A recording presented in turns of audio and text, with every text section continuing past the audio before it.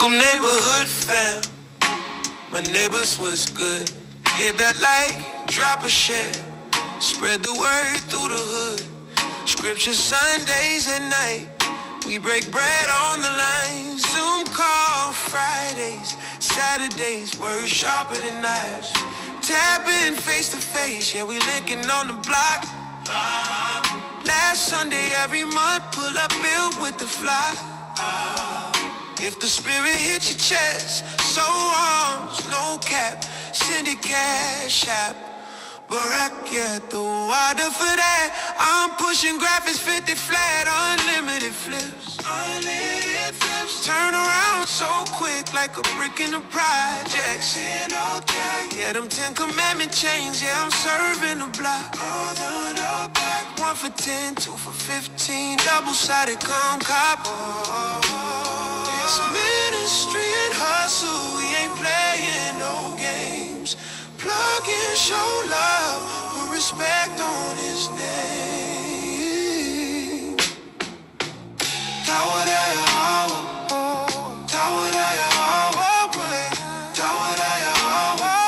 in the yard, what's his name?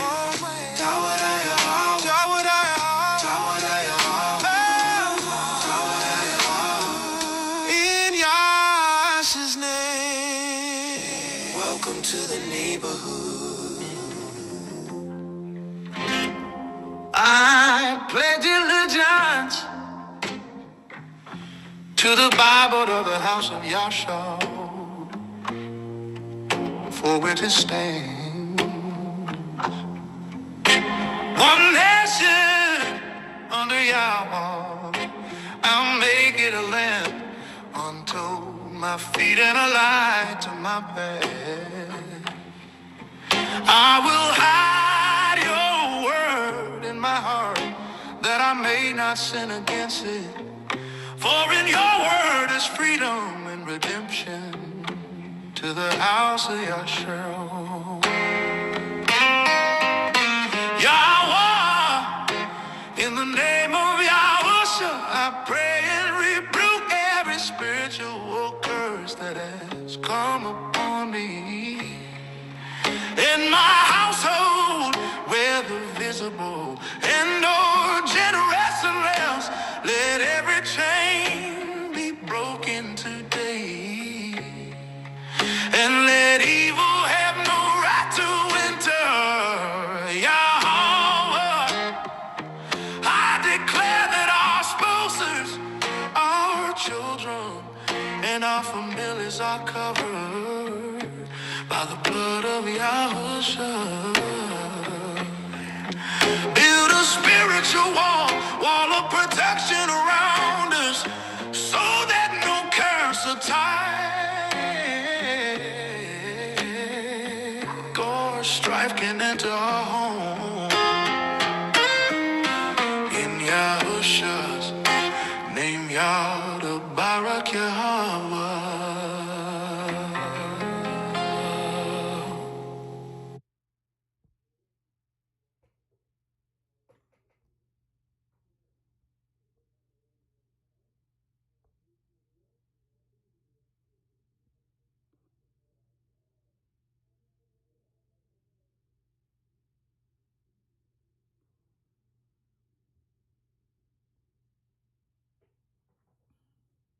So I hope y'all enjoyed that.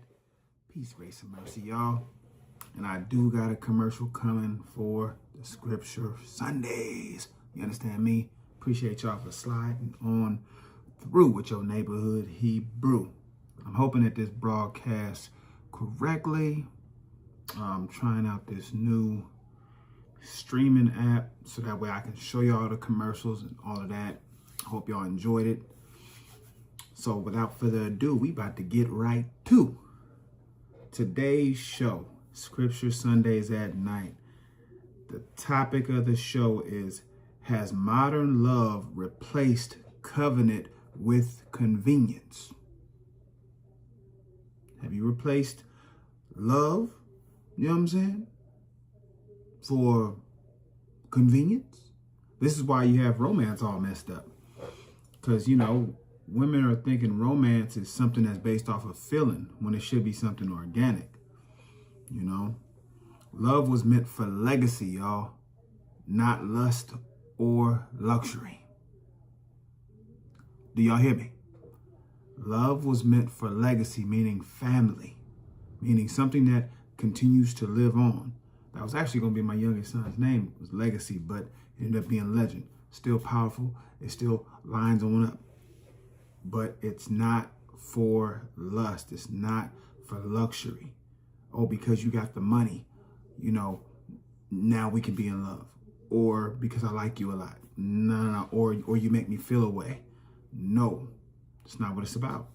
Especially not when we're talking about the scriptures. Not at all. Not at all. So again, I appreciate y'all for sliding on through. So, you know, today people say love, but mean comfort.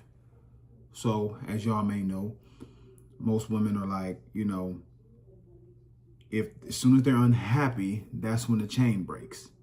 So, when we hear about love, we mostly hear about that from the female side. We don't really hear about that from the male side.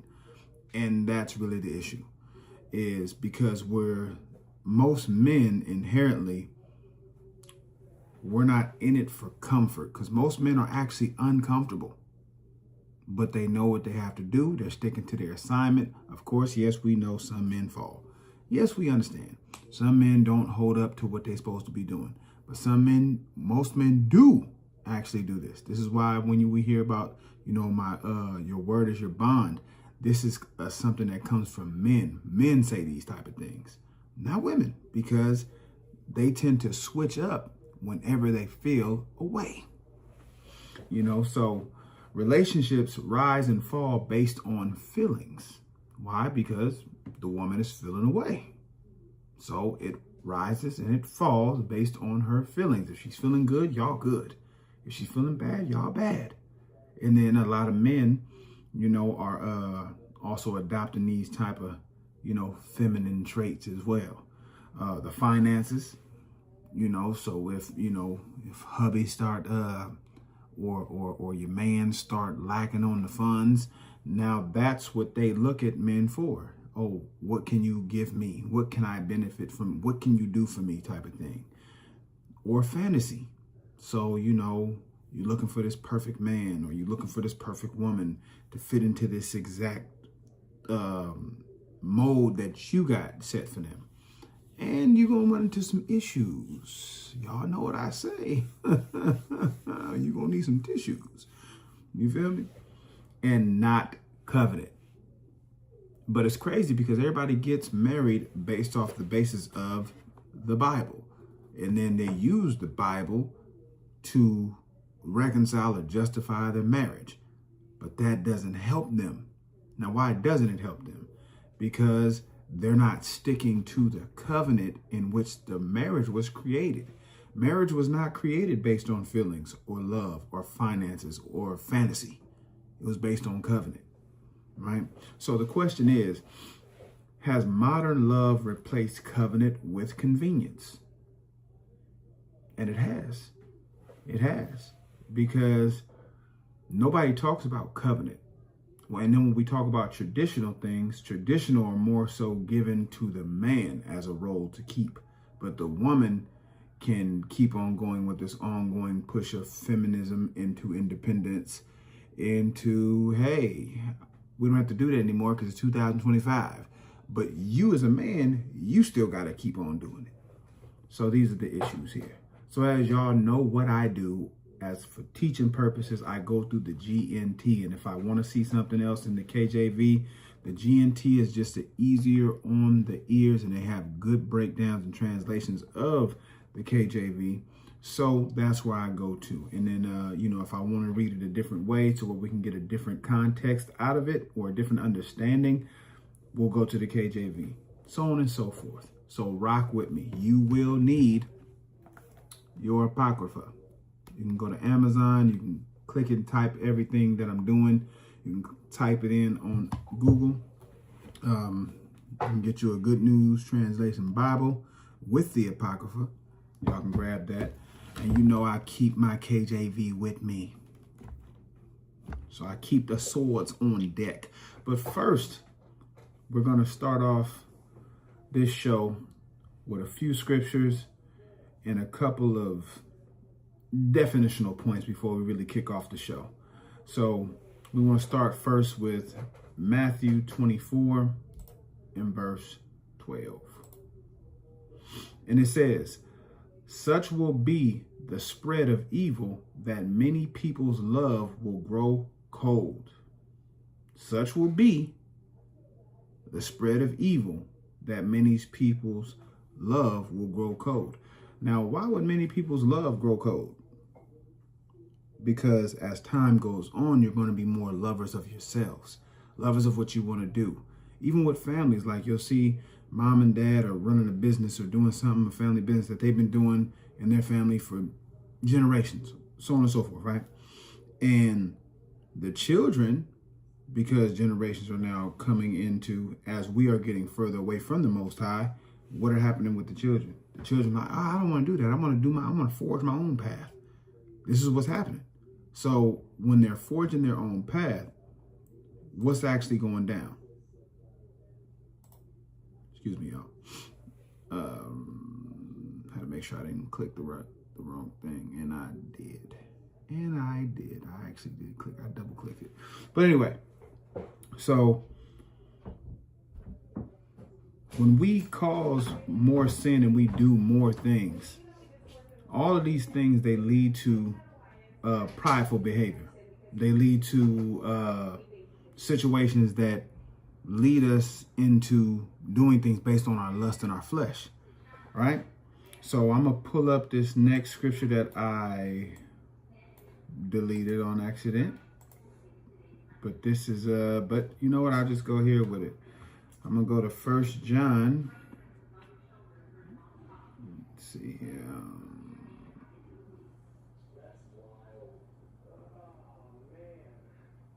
Give me 2 shakes and a whistle.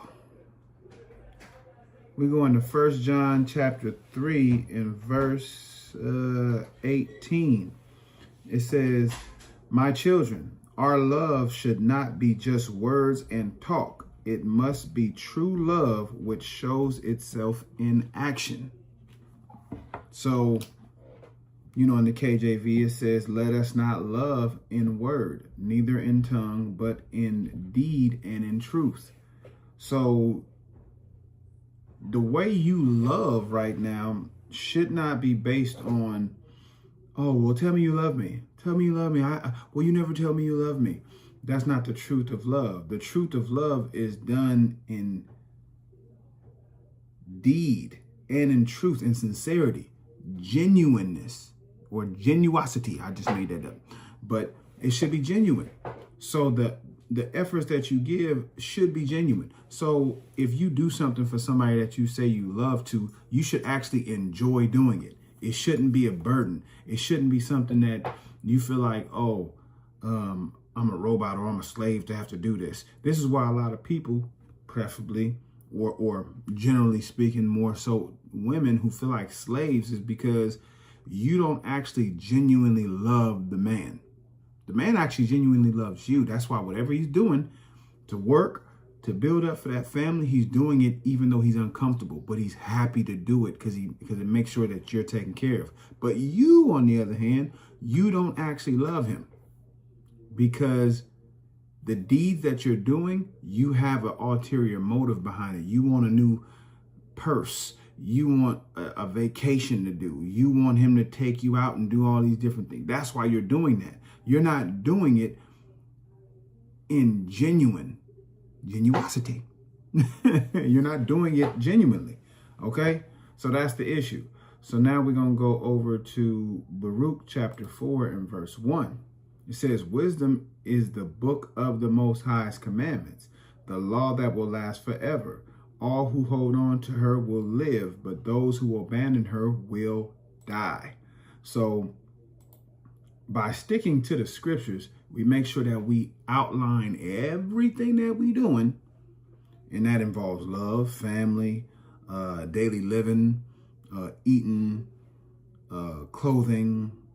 Everything that you could think about in your life has to revolve around these scriptures because it will bring you to life. But if you run away from it, it will die, meaning things will get destroyed. So your marriage, your love life, your relationships will die if one or the other is not sticking to the script. Now, if y'all both sticking to the script, even when y'all go through hard times, you're able to go through it together, and the Most High will always see you through.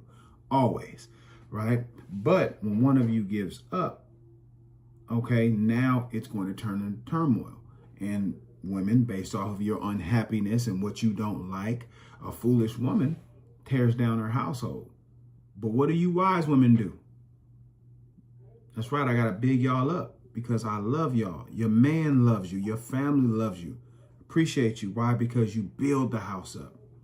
You build the house up. But for these rebellious women, they're going to say, oh, well, no. See, because you just want us to just be, you know what I'm saying, slaves and just do whatever the man say, the patriarchal system.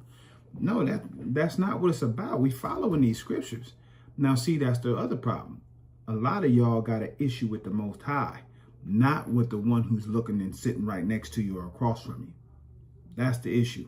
You got a problem with the word and following the structure. You want to create your own structure. Y'all got that Nimrod spirit. That's right. Y'all got that Nimrod spirit. Y'all trying to go and take over the Most High's throne. Y'all trying to do his job for him when he already wrote it all down for us.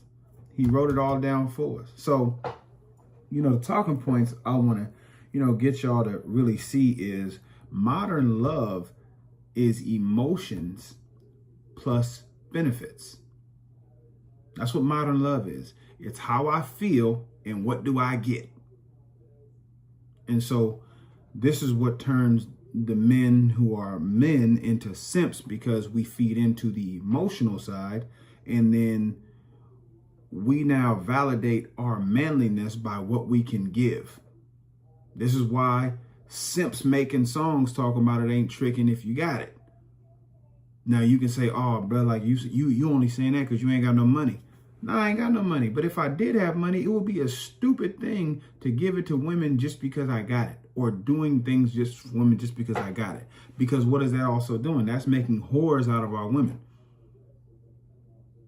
Like, why aren't you keeping it in your pocket and tell her, hey, look, if you really want to be with me, this is what comes with it. And then later down the line, you can get the benefits. But it ain't going to be based off of what you feel. You see what I'm saying?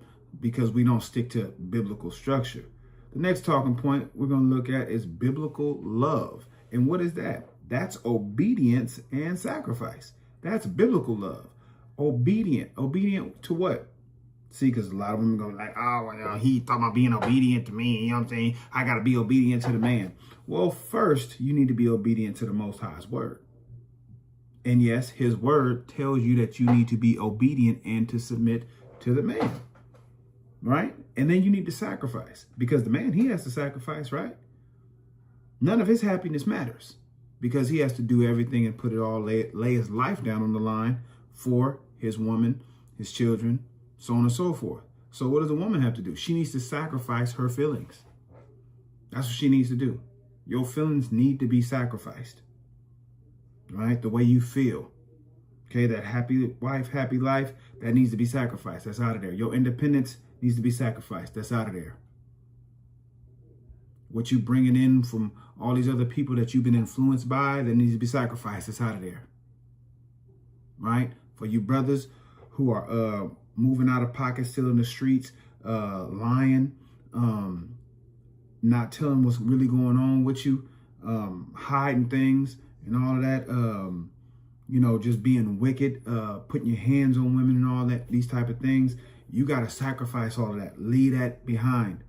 Stand in your role, which is the obedience that the Most High tells you to follow in his word. And you keep moving. The next part we're going to look at is true love is built on covenant. It's built on covenant. It's not convenience or chemistry. Yeah, y'all might be the bestest of friends, as y'all might want to put it. You might be the bestest of friends, but if it's not based on the covenant of following, the agreements of following the word, you guys are always going to slip, because this is where you need to agree in. You need to agree in the scriptures. Do not think that you can come into any relationship and it's going to last just because y'all been going on trips and having fun dates. It's not going to last.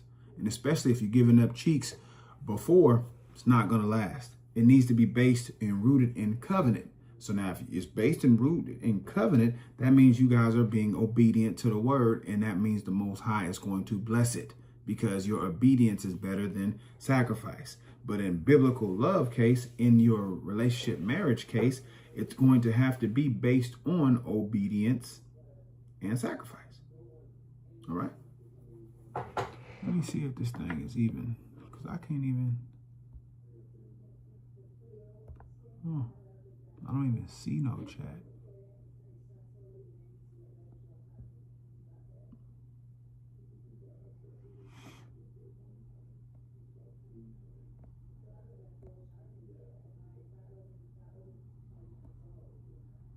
I don't know. Well, hopefully I'll catch it back, and if it don't, hopefully it records it and keeps it, and I can just upload it. But anyway, so now let's get into the first segment of the show. First thing we're going to look at is understanding covenant versus convenience. We're going to understand this covenant, what it means, and versus contrast to convenience. We're going to start in Malachi. Malachi chapter 2, verses 14 through 16. It says, "You ask why he no longer accepts them. It is because he knows you have broken your promise to the wife you married when you were young." So you got to understand the context of this, right? So he's talking about Israel, as a whole, right? Broken their marriage, broken their promise, because they were supposed to be married to the law, married to the covenant, right? So, but let's use this in literal terms, okay? So this is what I meant, men, we have to be men and stand on the promise that we made to our women. Now, the thing that you have to understand is, hey, it might not come immediately, but if things change, you need to just let her know, hey, look, the time frame on this thing happening or that thing happening, it changed a little bit, but we still stay in course. We just got sidetracked a little bit. I'm going to keep going. She was your partner. Now, obviously, this is the GNT. The Bible doesn't really speak on partnership, but for understanding purposes, you understand that you have to do your part. Okay, so let's just look at it like that. And you have broken your promise to her. So again, broken promises. Although you promised before Yahweh that you would be faithful to her. So a lot of people have this issue about being faithful. But in truth and reality, they may want or seek or have another. Why not just be truthful? Just be truthful. Because the actual Bible gives you liberty. Gives a man liberty to have more than one. You just need to move in righteousness, and you need to also communicate that in righteousness. Hey, I slipped up. Of course, it was not cause for any divorce or anything like that, because you don't see that. But I didn't keep that honest with my ex-wife. I didn't keep that honest with her. So, but these are things that hurt the relationship. They hurt the marriage, right? Didn't Yahweh make, or it's verse 15, didn't Yahweh make you one body and spirit with her, right? The one flesh, okay? What was his purpose in this? So what was the Most High's purpose in making y'all one flesh? So y'all could move together. Because two is better than one. It was that you should have children who are truly Yahweh's people. So that's what because from the beginning he said, be fruitful and multiply, correct? Be fruitful and multiply. So when y'all come together, the purpose was to bring forth children or people that are going to serve the Most High. So being Israelites, being a Hebrew, It ain't just because I'm a Hebrew by blood that just because I have a child that child is just automatically just going to be serving in righteousness. No, we have to raise them up in it. Obedience, right? Obedience to the word. So the children must follow in that way, right? Keep reading. So make sure that none of you breaks his promise to his wife. So the promise that we should be doing is following the word and sticking to it and making sure that, hey, we keep the promise. Verse 16, I hate divorce.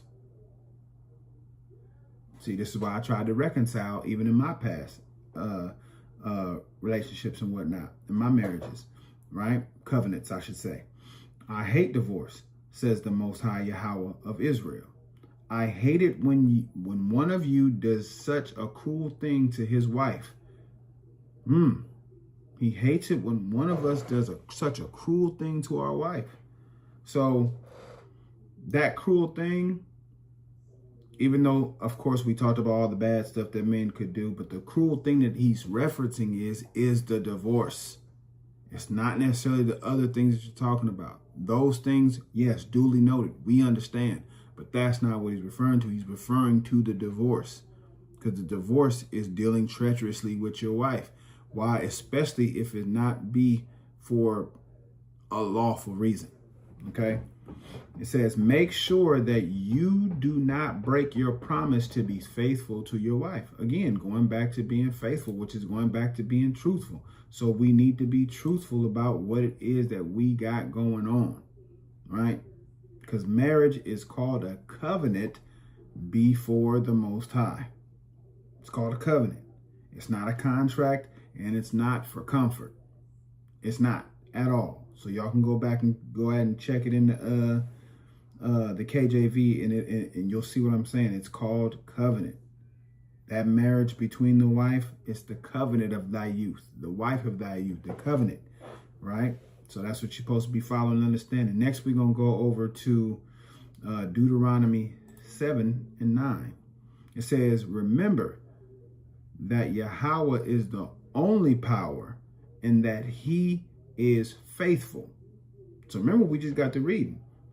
So the same way he is faithful, he wants men to be faithful. Same goes for women, right? But he wants the men to be faithful. Why? Because this is the head. So the head, the way the head is moving, he wants his children to move that way. And it starts with the men.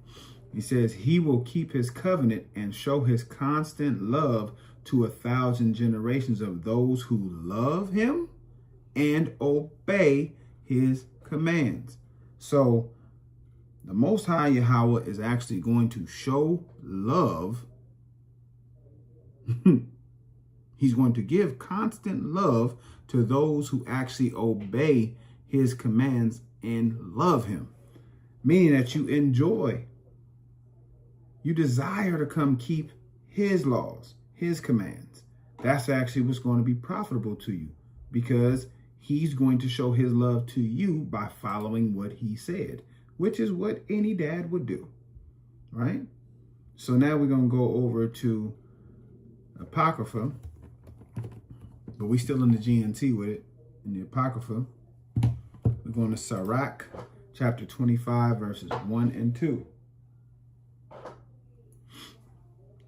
says, there are three things in which I take special delight, things that are beautiful to the Most High and people alike, brothers who get along with each other. So see, this is when we go read, and we're going to read it a little later, but we're not going to touch on this exact verse. But Ephesians 5 and 21, that's what that's talking about. When it's talking about submit to one another. Because the Most High doesn't need to be redundant and say things over and over again. But this is what he's talking about in Ephesians 5 and 21. Right here, he says, brothers who get along with each other. So this is brothers submit to each other. Brothers like, hey, look, man, that brother's the leader right here for right now, for today, for this task. So, hey, we all got to follow this brother because this brother know how to fish. We got to follow this brother over here because this brother know how to make cabins and work on handiwork, whatever it is. This brother over here, he know how to train us. So we're going to follow him. We're going to submit. what this brother talking about today. You know what I'm saying? Because this brother got the knowledge. So this is, you know, brothers who get along with each other and build bonds with each other and are able to come and teach and help out the community together with each other, because that trickles down. Because now if the woman, if she's really a woman who's his woman, she's gonna see that. She said, oh man, look, my man could submit to some brothers that know more than him and all of this. And, you know, they follow the word, they submit to the word. So she should be able to see her man in a submissive type role to his brothers. I ain't talking about the brothers, that brother kneeling down and bending down and saying, oh, thank you to my Lord, my bishop and all that. No, that's not what I'm talking about. What I'm talking about is she sees him in a submissive role to be able to help and to serve, right? And to be able to follow instructions, even though he's a leader himself, right? I'm gonna keep reading. It says neighbors who are friends. So when you in a community, right, especially in our community, we have a lot of hate in our community, from sisters to sisters to brothers. We got a lot of hate. And with that hate, you know, there's no way to really be friends. You know, me personally, and, you know, you don't see it in the scriptures at all, but, you know what I mean, as far as women and men being friends, no, they're not friends. Now they're acquaintances, you know, brothers and sisters, you know, you married or dealing with that man. Okay, cool. You know what I'm saying? So on and so forth. Because, you know, in the Apocrypha, it tells us not to sit with any man's wife, or do anything like that. But anyway, besides the point, neighbors who are friends. So you need to be friends and befriend your neighbors. Like, and you need to prove a friend, right? So proving a friend, it doesn't just mean, just because we both Hebrews, or nah, get to know each other. And it don't have to be based on this or that. You know, if you know a brother or sister, you know, that's just a brother or sister, but they seem cool. Get to know them. You know, break some bread with them. You know what I mean? And then over time, you know, you can start telling them, you know, what it is that you do, who you serve, and all of that, and things will gradually grow. And the final point to verse 1, it says, and a married couple who are happy together. Now, what are they happy together in? Because the KJV version says what? That they agreed together, right? So I'm going to go pull that up real quick so I can read that for you.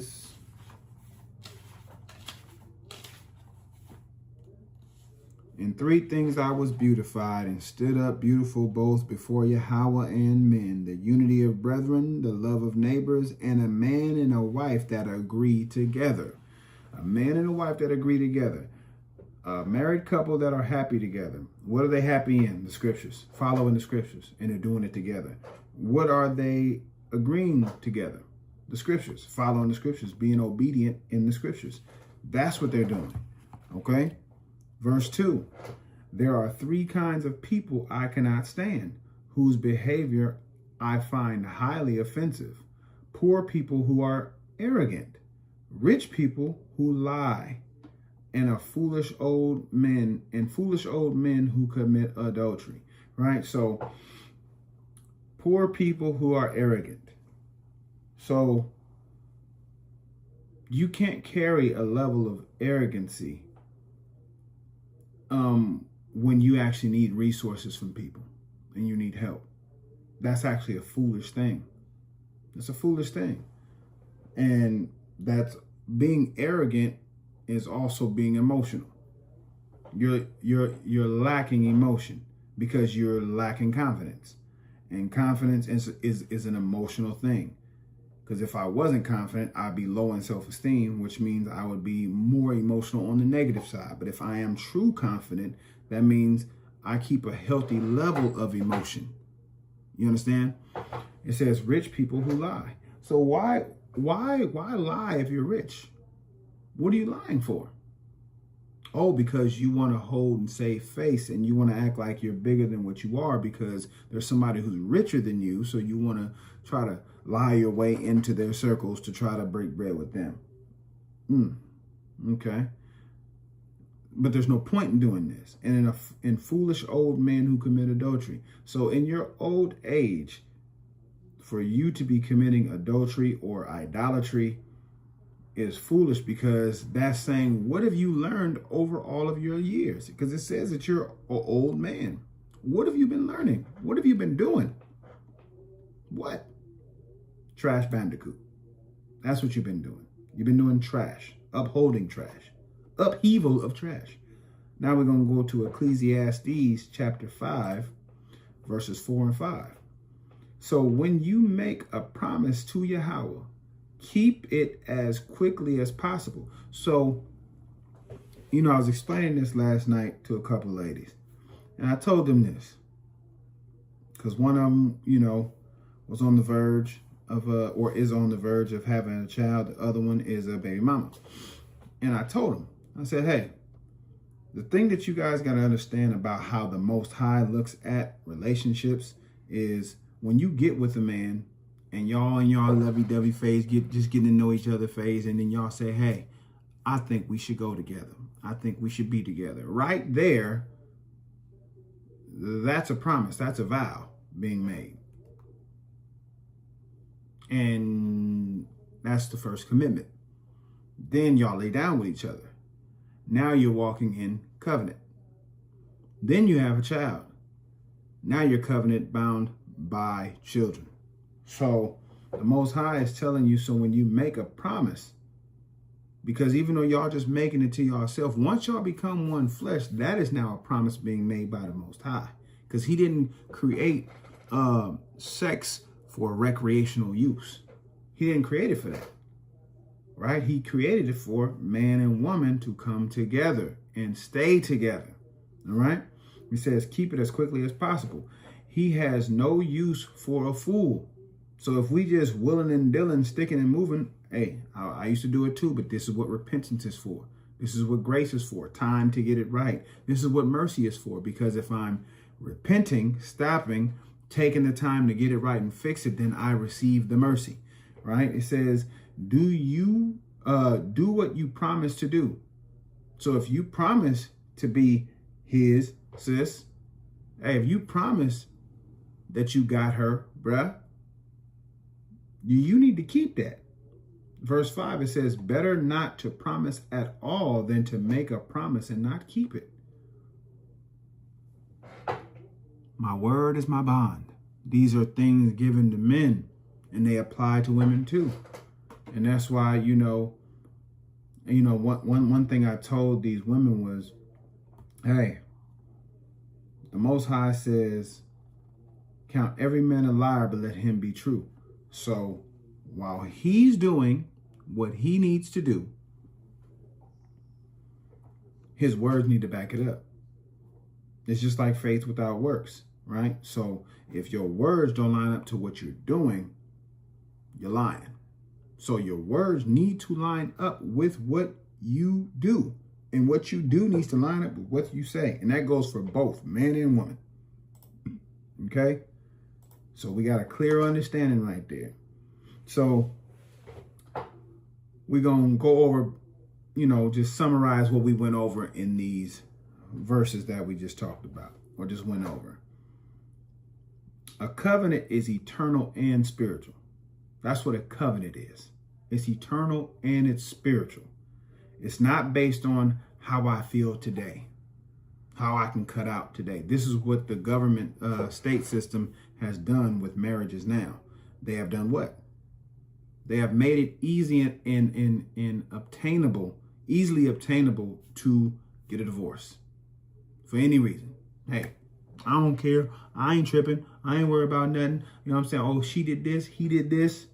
Y'all basically reverting back to the lazy way of going through a marriage like they did in Deuteronomy 24, which is what the Messiah was talking about. Like you just, divorcing your wives for any reason. But then he magnified and he told you what it would be for, right? For fornication, which is listed in, Wisdom of Solomon in the Apocrypha, chapter 14, talking about idolatry. And then you go to Leviticus 18 and 19, which is talking about those acts of fornication. So fornication can be linked to idolatry, right? Also linked to adultery.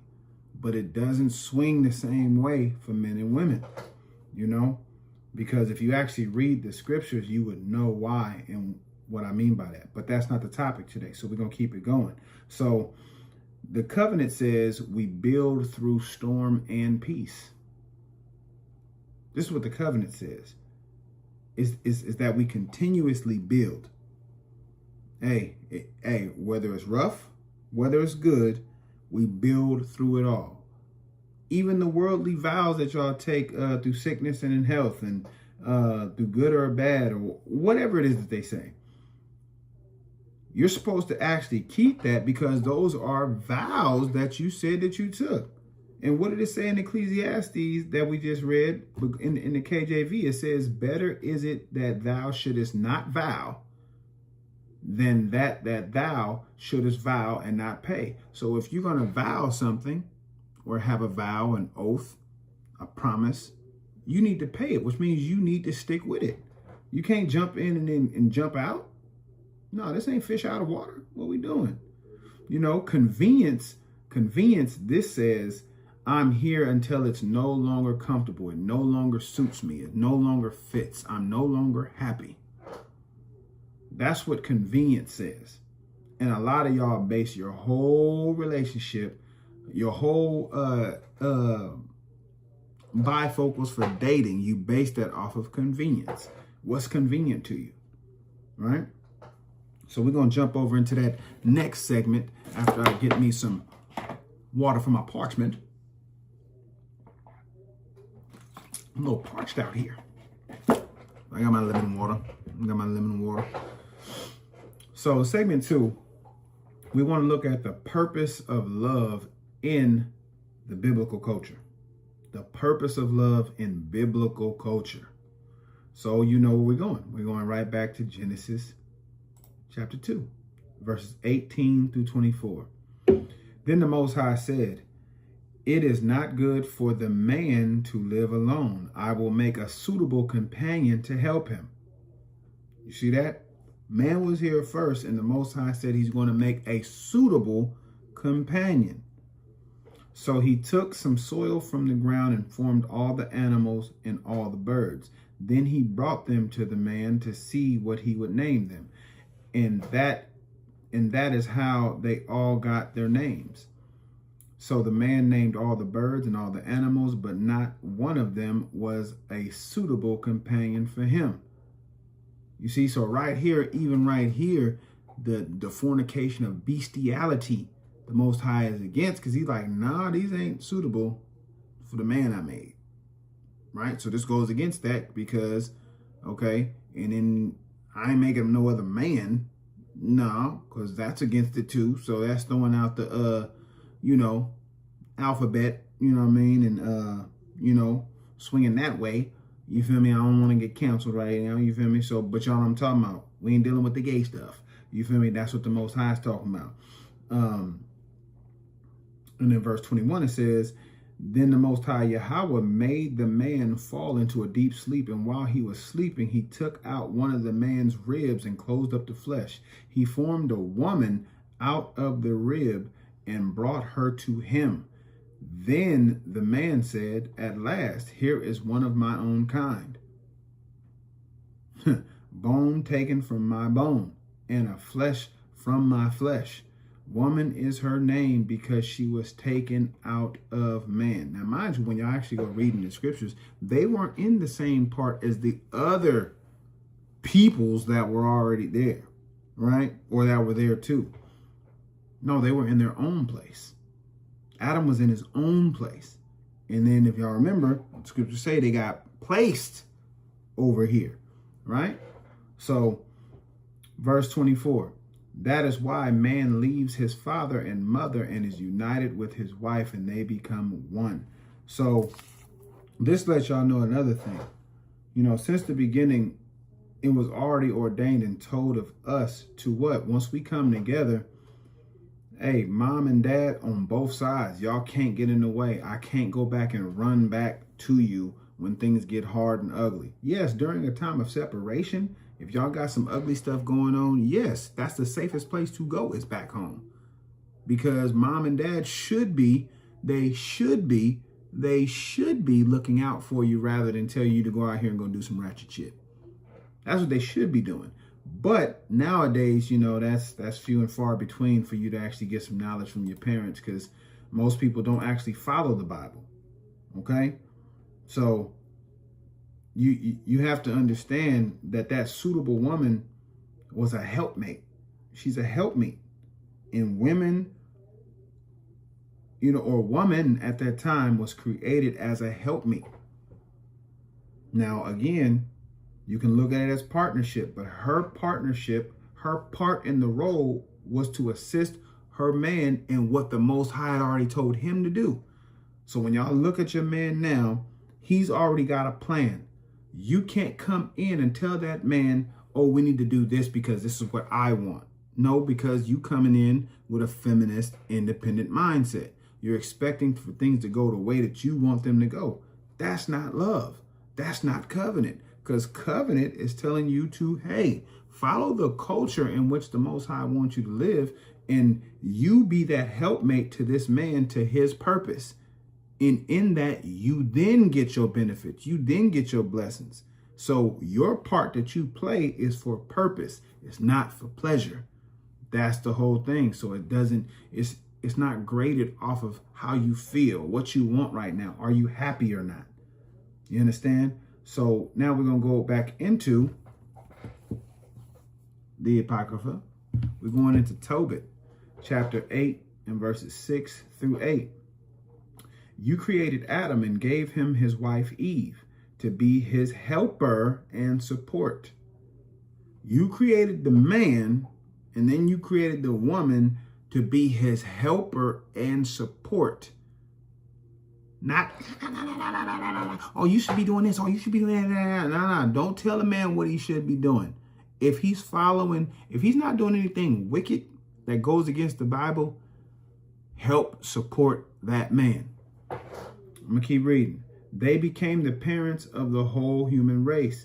You said it is not good for man to live alone. I will make a suitable helper for him, because men should not be alone. A woman should not be alone. She should have a man, because the whole purpose was for his children to be fruitful and multiply. Once you start going against that, you are now following your own independent mindset. The Most High, or Yahweh, I have chosen Sarah because it is right, not because I lusted for her, because it is right. It's a righteous thing. You want her for righteousness, to actually build a family with, not to smack cheeks, not just because she fine, not just because she thick. No, not because I lusted for her. Please be merciful to us and grant that we may grow old together. This is the thing. We should be asking for mercy to be able to make it through this life, to grow old together, rather than hitting and dipping. And then we're leaving all these soul ties and these demons attached to both men and women when we go about our business, acting like nothing ever happened. It says, and they both said amen. Because they are what? What do we read? They are in agreement. They are in agreement to a righteousness, not to what's fair, not to how you feel, not to, oh, it gotta be both ways. Nah, it ain't none of that. None of that. We're going to stay in that Apocrypha, and we're going to go over to Sirach 36, verse 24 through 26. It says, when a man marries, he gets the finest thing he will ever have, a wife to help and encourage him. I want y'all to let that sink in. When a man marries, he gets the finest thing he will ever have. Ever have. So this is why women, you should be happy to be the possession of your husband. You should be happy to be the possession of your husband. Why? Because he will take care of what he possesses, what's his. You tell me and show me anybody that protects anything that's not theirs. As a matter of fact, just shrink it on down and show me anybody who protects anything that doesn't belong to him. A man. Just tell me that. Right? I'm going to try to get it out here. Okay. So verse 24 in the KJV says, He that getteth a wife beginneth a possession, a help like unto himself, and a pillar of rest. But look how this just said it. When a man marries, he gets the finest thing he will ever have, because it's his. A wife to help and encourage him. She's there to help and encourage, because that encouragement brings a man rest, which is peace. Okay, verse 25. If property is not fenced in, thieves will wander in and help themselves. So if you are not my possession, but you claim that you're my possession, but you're out moving around like you want to, those thieves can wander and take it and help themselves. And if a man has no wife, he is a sighing wanderer. So when a man ain't got no wife, he's actually living a miserable life, because all he's what? He's just chasing booty. That's all he's doing. He's chasing tail. He's trying to see who he can hit. He's trying to see, you know what I'm saying? And then now he's living this life of, you know, oh yeah, you know what I'm saying? Like, I'm the man because I got all these women. For what? What purpose? You know, brothers, y'all gonna get judged harshly for that. You know, how you dealing with these women like this. Verse 26. People have no more trust in a homeless person who sleeps in a different place every night than they have in a wandering thief who goes from town to town. And that's what a man who has no wife is like. You're like a thief, because what do you end up doing? You end up tagging and bagging something that belongs to someone else. You might manipulate her. You might talk her into it, or whatever have you. She might be drunk, whatever have you. And you end up doing what you do. Why? Because you justify it, because you say, I'm single. Right? These are the issues. But we talking about it. We talking about it. We looking at the purpose of love in biblical culture. These are things that you really need to hone in on. Right? Remember, the class title is, has modern love replaced covenant or convenience? So we're touching on all these things that are convenient to you versus what's actual covenant. Now, I hope y'all can understand that and how I'm, you know, talking about each one of these things, right? Because in Tobit, you know, marriage was made for truth and prosperity. It wasn't made for lust. What we just read over here in Sirach, the foundation of a house and wealth begins with a wise, faithful wife. So yes, the man has built up the house with the important structural beams. But inside those structural beams, you have everything else. You have the drywall, you know, then you got the stove, you know, the bathrooms, you know, the refrigerator, you know what I mean? You got the furnace, the water heater, you know what I'm saying? You got all these things, the chimney and all that. That's what the wise wife is, because she makes it comfortable and peaceful. That all helps you, helps a man sleep, helps a man be at peace. All these things help. Now we're going to go over to Proverbs 31, verses 10 through 12. And if y'all go read it in the KJV, the heading, it says the capable wife, or the virtuous wife, right? Capable. Verse 10. How hard it is to find a capable wife. Capable in what? Being obedient to the word. Not capable because you can cook. Not capable because you know how to do some housely duties. Not capable because you know how to have, you know, wild sex. Not capable because you know how to put on some feminine type clothes and all of that. No, not capable because you can talk soft. No. Capable in finding that she is obedient to the word, all of the word, not cherry picking. Finishing off 10, she is worth far more than jewels because she's capable of being obedient. 11, her husband puts his confidence in her and he will never be poor. So a woman who is capable following and being obedient to the whole word, no matter if you agree or not, you submit to the whole word, a man can actually put his confidence in you. He can invest that. He can invest. You're like a bank, but you got the best interest rates on the earth. right? It says, as long as she lives, she does him good and never harm, because she is capable. She is obedient to the word, so all she does is him good. That's all she does is him good. She don't even bring him no harm. She don't bring him no harm. So now when we look at capable, again, remember I said it's righteous, so or virtuous. A virtuous woman supports her husband's mission, because that's what it was like from Genesis. A helpmate was there to support her husband's mission that the Most High gave. Again, sisters, if what he's doing is not wicked or unrighteous or unclean, hey, stand behind the mission and help him. If he is doing something that is wicked, you need to be there to say, hey, whisper in his ear, try to help show him some other things. Bring some righteousness in his life if he's surrounded by darkness. Bring some light over there, you know, like First Peter says, you know what I'm saying? Win him over by your conduct, your actions, you know. That's how you present, you know, a new path for him to follow if he is on a wicked path. So support his husband, support your husband's mission. Okay, women, support your man's mission, not his emotions alone.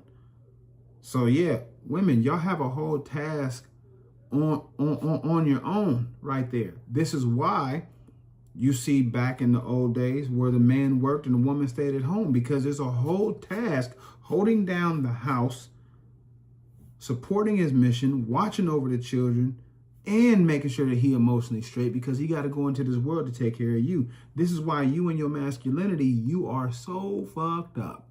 This is why. This is why. Okay? So, to recap of what we just went over in segment 2, the purpose of love in biblical culture. So, love was never about romantic ideals. It was never about that. It was always about family, function, and faith. This is what love has always been about in the scriptures. It was never about, oh, how a man can wine and dine you. Or how much, you know, she being so sweet to you. No. It's about family, function, and faith. Now, the family needs to be able to function off of the word, and you guys need to walk in it in faith and be joyful about it, right? So biblical marriages, Israelite marriages were, you know, they built tribes and legacy. This is what they built. They built a whole community. It wasn't, you know, social media selfies and pictures and, you know, you always got to take pictures of your ring or, you know, y'all out on dates and stuff. No. The power couple, you know, type of bullshit that we see all the time. That's not what it's about. That's not what it's about even today. Y'all just figured it would be because you guys get your little happiness, your little happiness rocks off for the time being, but then you end up divorced. Or you end up faking the funk like you're actually happy with somebody when you're really not, because you actually want some structure, but the structure you want is you want to be able to tell the man how to give the structure. You see what I'm saying? Like, these are the issues. And true love, it aligns with the Most High's plan. That's what true love does. It aligns with his plan to build righteous seed, okay? Come together, raise righteous children, not self-centered comfort. It's not based on your self-centeredness. It's not based on your arrogance and your pride and your lust. It's not based on that. It's family-oriented. The covenant is based on family orientation. Can you dig it? So we're going into segment 3 of the show. I appreciate y'all for whoever is tapping in, chiming in, and whatnot. Segment 3, we're looking at the fall of modern love. That's right. I said it. The fall of modern love. Y'all actually seen it now. This is why a lot of women, you know, when they, you know, after they hit, you know, they mid-30s, they start understanding how they've been acting. It's bullshit. And it's trash. Bullshit and trash. So we're going to go to 2 Timothy chapter 3, verses 1 through 4. It says, remember that there will be difficult times in the last days, especially for you women, because there's no protection. There's no hedge. People will be selfish, greedy, boastful, and conceited. Sounds like independence. Selfish, greedy, I just want all the money. Boastful, I don't need no man. I can do it all by myself. And conceited, you know what I'm saying? I deserve. You don't meet the standards and all of this. Hey, in that day, like Isaiah said in 4:1, hey, many of y'all gonna come running back. And you're gonna eat them words that you said. It says they will be insulting. How is it? Men and women, right now, just being insulting to one another, right? Disobedient to their parents. You don't follow your parents, even though you say, oh, no, I love my mom, I love my dad. Yeah, but if they told you what you really needed to do, or like they have before, this is why your parents are simps to you. This is why your parents really ain't shit. It's because they're telling you stuff to make you feel good because they don't want to hurt your feelings, right? And this is really for a lot of women. But for men, you know, y'all probably y'all probably got boy moms, and you know, she doing everything for you, you know what I'm saying? And basically y'all got like a weird ass married to your mama type of relationship. And it's weird because you're not able to actually see truth, right? It says ungrateful and irreligious. So you're ungrateful, right? When things come, you just treat it terribly. You act like you're supposed to get it. And then you don't have no structure of obedience. You don't have no discipline in following the Most High at all. It says they will be unkind. You be unkind. So basically, you're going to be nice, which is ignorant. You're going to be walking around here ignorant. Go look up the root word, the origin of the word nice. Yeah, unkind. You're going to be ignorant, right? And that's what it is. Like they've called us, you know, they used to tell us, you know, that being a nigger is, what they say, it was ignorant. So what did we say as a people? We said, oh, well, we just going to be that. So now you see us walking around here in these hoods, acting ghetto and ratchet and all that, being unkind, right? We're merciless, slanderers, violent, and fierce. This is what we project when we don't actually walk in what we're supposed to be walking in. It says they will hate the good. So when somebody's speaking something good, which is out this book, and we talking good, the objective truth, which actually would fix all of your problems, you don't want that because you're so used to what you're doing. Because what did Isaiah say before too? They will call evil good and good evil, right? They will be treacherous.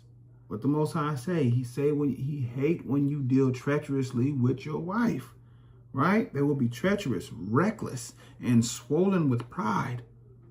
Swollen with pride so much that it you ever seen dudes with the beer belly, but it's like popped out there, but it's hard? Swollen with pride, like so hard. I mean, it ain't pudgy, it's hard. So you know that, man, that thing ain't going nowhere. Thing ain't going nowhere, right? They will love pleasure rather than the Most High. Isn't that what love is today? You will love to be happy, to be pleased, to be romanticized more than loving and pleasing the Most High. This is the biggest issue because you're going to continuously slip and fall to yourself, to your own flesh. You know, in the KJV, it says, men shall be lovers of their own selves. Both the homosexual way and conceited, prideful, boastful, arrogant, if I didn't say it already. But you get what I'm saying? Without natural affection. Because you're not getting the natural affection through building a covenant. You're getting it all based off of what modern love is. It's the issue. So now we're going to get a longer read right here in Proverbs 7, 10 through Excuse me. 10 to 23. That's right. I'm using it for my check my boogie. See if I got a little flyer out there. You know what I'm saying? But so Proverbs 7 and 10 through 23. Give me 1 second. Because our key.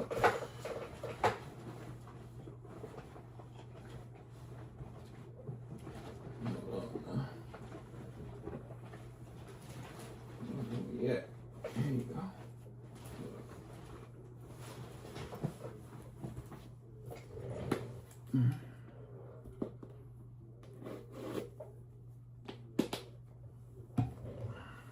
A little hand wipes, feel me? Okay, so Proverbs 7, 10 through 23. And then she met him. She was dressed like a prostitute and was making plans. She was a bold and shameless woman who always walked the streets. So, before we even get to any more reading, this is what a lot of you sisters do. Because you don't like something going on in your house, right? Or you just feel like you come from a certain standard of a lifestyle. So it says, and then she met him. So y'all out here meeting dudes when you already got a dude. Most of y'all already got a nigga on the side. Somebody who's in your phone, who hits you up all the time that you ain't cut off, right? She was dressed like a prostitute and was making plans. A lot of you claim that you're not prostitutes, but then you wear the wig, the lashes, the makeup, and then you dress damn near naked with this out, with that out. You know what I mean? And you move about. It says she was a bold and shameless woman. You talking loud. You like, ain't no man ever gonna do this to me. Ain't no man ever gonna, hey, you ain't gonna tell me just anything. So you're bold and you're shameless. You out here, hey, you know what you're doing. You got this man, that man, that man, this man, this man, and they all got a piece of you. You know, just like what's that? She's Gotta Have It. Nola Darling. You out here Nola Darling, and you think that that's cool. You think that's liberating. No, you a hoe. You a hoe, right? It says she's always walked the streets or stood waiting at a corner. So you either walking the streets, doing what you're doing, and that could be y'all walking through the mall. That could be you know, driving your car around, but you really like looking for that dude who fits what you want. You know, the type of dude you like, a real man or whatever that, you know, whatever that is, right? Or stood waiting at a corner like an actual prostitute. Sometimes in the streets, as prostitutes now, when y'all see them, they don't stand on the corner. They actually stand in the street. I don't know why. I don't know what's behind it. I don't live that life, right? It says sometimes in the marketplace. Remember, at the mall, you know, where you shop at. And, you know, maybe at a bar. You just, you know, they always got the woman that's at the bar who acting like she's innocent and all that, but she's all dolled up and pretty and stuff and looking and all that. Of course, she out there on the hunt. She's on a job. You see what I'm saying? But a lot of you women act like this, but then you say that this is not you. Now you're trying to be all, you know, dainty and pretty and humble. No, you a hoe. And you got to change this. It says she threw her arms around the young man, kissed him, looked him straight in the eye and said, I made my offerings today and have the meat from the sacrifices. So now you done used one man to get what you need. Because, right, your sacrifice, so you didn't sacrifice yourself over to somebody else. You done got what you done got from them. Now you bringing it to this other man to act like you got it, right? So verse 15, so I came out looking for you. This is what women do.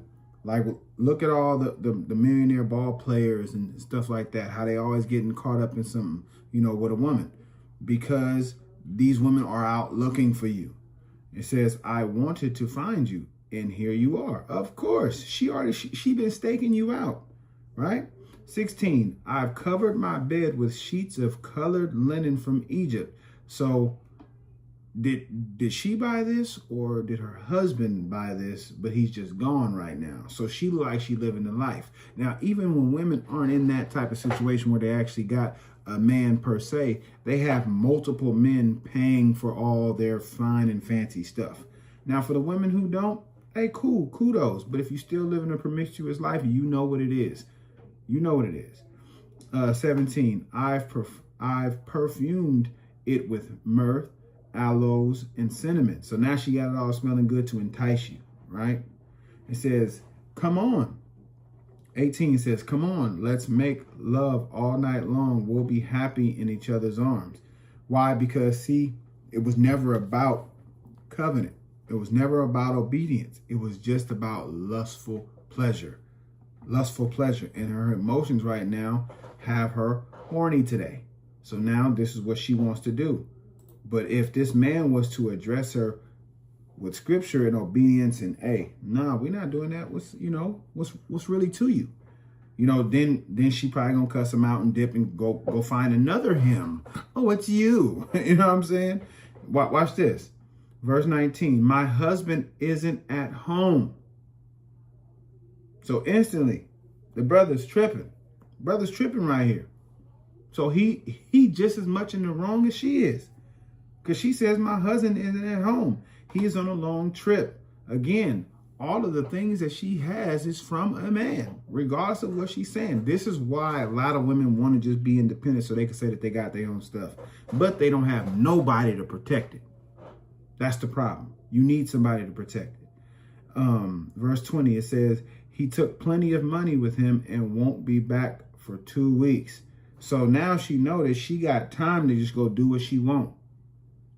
This is why it says you can't let your woman gad abroad. So that doesn't mean like any slavery type of thing. What that's talking about is if the woman is not in agreement with you with walking with the scriptures, then she's going to always feel like she can just go do what she wants. And that's not a woman that you need to marry. Right? Because she's an independent, feminist type of woman who just feels like, hey, I can do what I want. I don't belong to anybody. Well, obviously, you don't read the scriptures, because the scriptures actually tell you that if you get with a man, you belong to that man. Right? Verse 21, it says, so she tempted him with her charms and gave in to her smooth talk. So she tempted him with her charms and he gave in to her smooth talk. So a lot of times a woman don't even have to say nothing. If she looking good and smelling good, that's just about enough, especially if she giving a man some action. If she giving him some eye contact, some wordplay, she giggling at the jokes that ain't even funny that he's saying or whatever. She has her agenda. She has her agenda.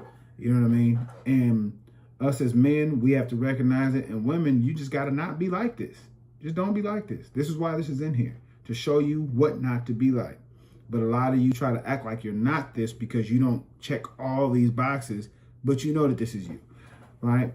So 22, it says, suddenly he was going with her like an ox on the way to be slaughtered. Why? Because he's following after wickedness. He is not attaching himself to righteousness at all, because she already told him that she had a husband. So he ain't got no business with this woman. So like a deer prancing into a trap, that's exactly what's going on.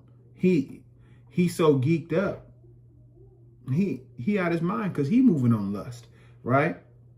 23, where an arrow would pierce its heart, he was like a bird going into a net. He did not know that his life was in danger. Exactly. Because see, when we move out of covenant, but we move on lust, we are in danger at all times. At all times. So the fall of modern love lets us know that here what we just read in Proverbs chapter 7, verses 10 through 23, the seductive spirit replaces covenant with lust. Trust me, I know. I got back with my ex-wife off of straight lust. And we didn't have really no peace.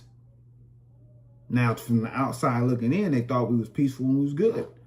But when when we closed them doors and nah, man, we just wasn't cool. We just wasn't cool because it started off out on some lust. You know what I'm saying? She's stepping out on her man. You know, I'm stepping out on the woman that I'm with. Not saying that, you know, biblically, of course, you know, we know that I can, you know, a man can have multiple. But at this time, we didn't know none of this. So I was under the guise that I was cheating. And then she was definitely cheating on her man. You see what I'm saying? So, but that's how we had gotten back together. You see what I'm saying? So that was all the way out of pocket. All the way out of pocket, right? So now let's keep going. We're going over to Hosea 4. And then we're verses 1 through 3, and then we jump it down to 6. So it says, Yahweh has an accusation to bring against the people who live in his land. Listen, Israel, to what he says. There is no faithfulness or love in the land, and the people do not acknowledge me as their God. They make promises and break them. They lie, murder, steal, and commit adultery. Crimes increase, and there is one murder after another. And so the land will dry up, and everything that lives on it will die. All animals and birds, and even the fish will die. This is why we can't get nowhere. This is why we can't go nowhere. Because everything we do, we denounce the Most High. So by denouncing the Most High, he kills everything around us that's attached to us. So now we got to figure out what to do. And the first thing that we need to do is go back to him. Now we're jumping down to verse 6. My people are doomed because they do not acknowledge me. Your priests have refused to acknowledge me and have rejected my teaching. And so I reject you, and you will not acknowledge your sons as my priests. Right? Now, you know I got to get that in the KJV, right? We got to get it in the KJV. So it says, my people are destroyed for a lack of knowledge, because thou hast rejected knowledge. I will also reject thee, that thou shalt be no priest to me, seeing thou hast forgotten the law of your power. I will also forget thy children. So because we don't know, does that mean we should not follow and search out for what we're supposed to be doing and how we're supposed to be doing it, and search out for our God and follow those instructions? No, but what did we do? We waited for the heathen to give us some stuff, and then we went after their gods. And that's the issue. That's the issue. So we trying to figure out how to get back to love and out of convenience, back to the covenant and out of convenience, learning how the fall of modern love is happening and the reason for it. Because lack of knowledge, it destroys households. If you don't know what you're supposed to be doing, you're going to destroy your house, period. Especially if you don't know, and then you don't even try to go learn. Now, when you try to go learn, hopefully the other person is there with you to try to learn too. But usually when houses fall, one is trying, but the other one is trying to get out because their feelings are swayed. They're not happy. They're not this. They're not that. You see what I'm saying? And so on and so forth. It just keeps on going.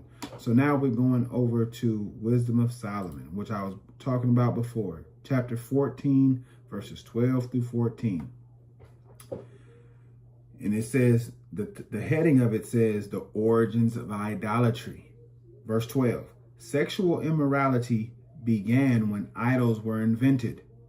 Sexual immorality began when idols were invented.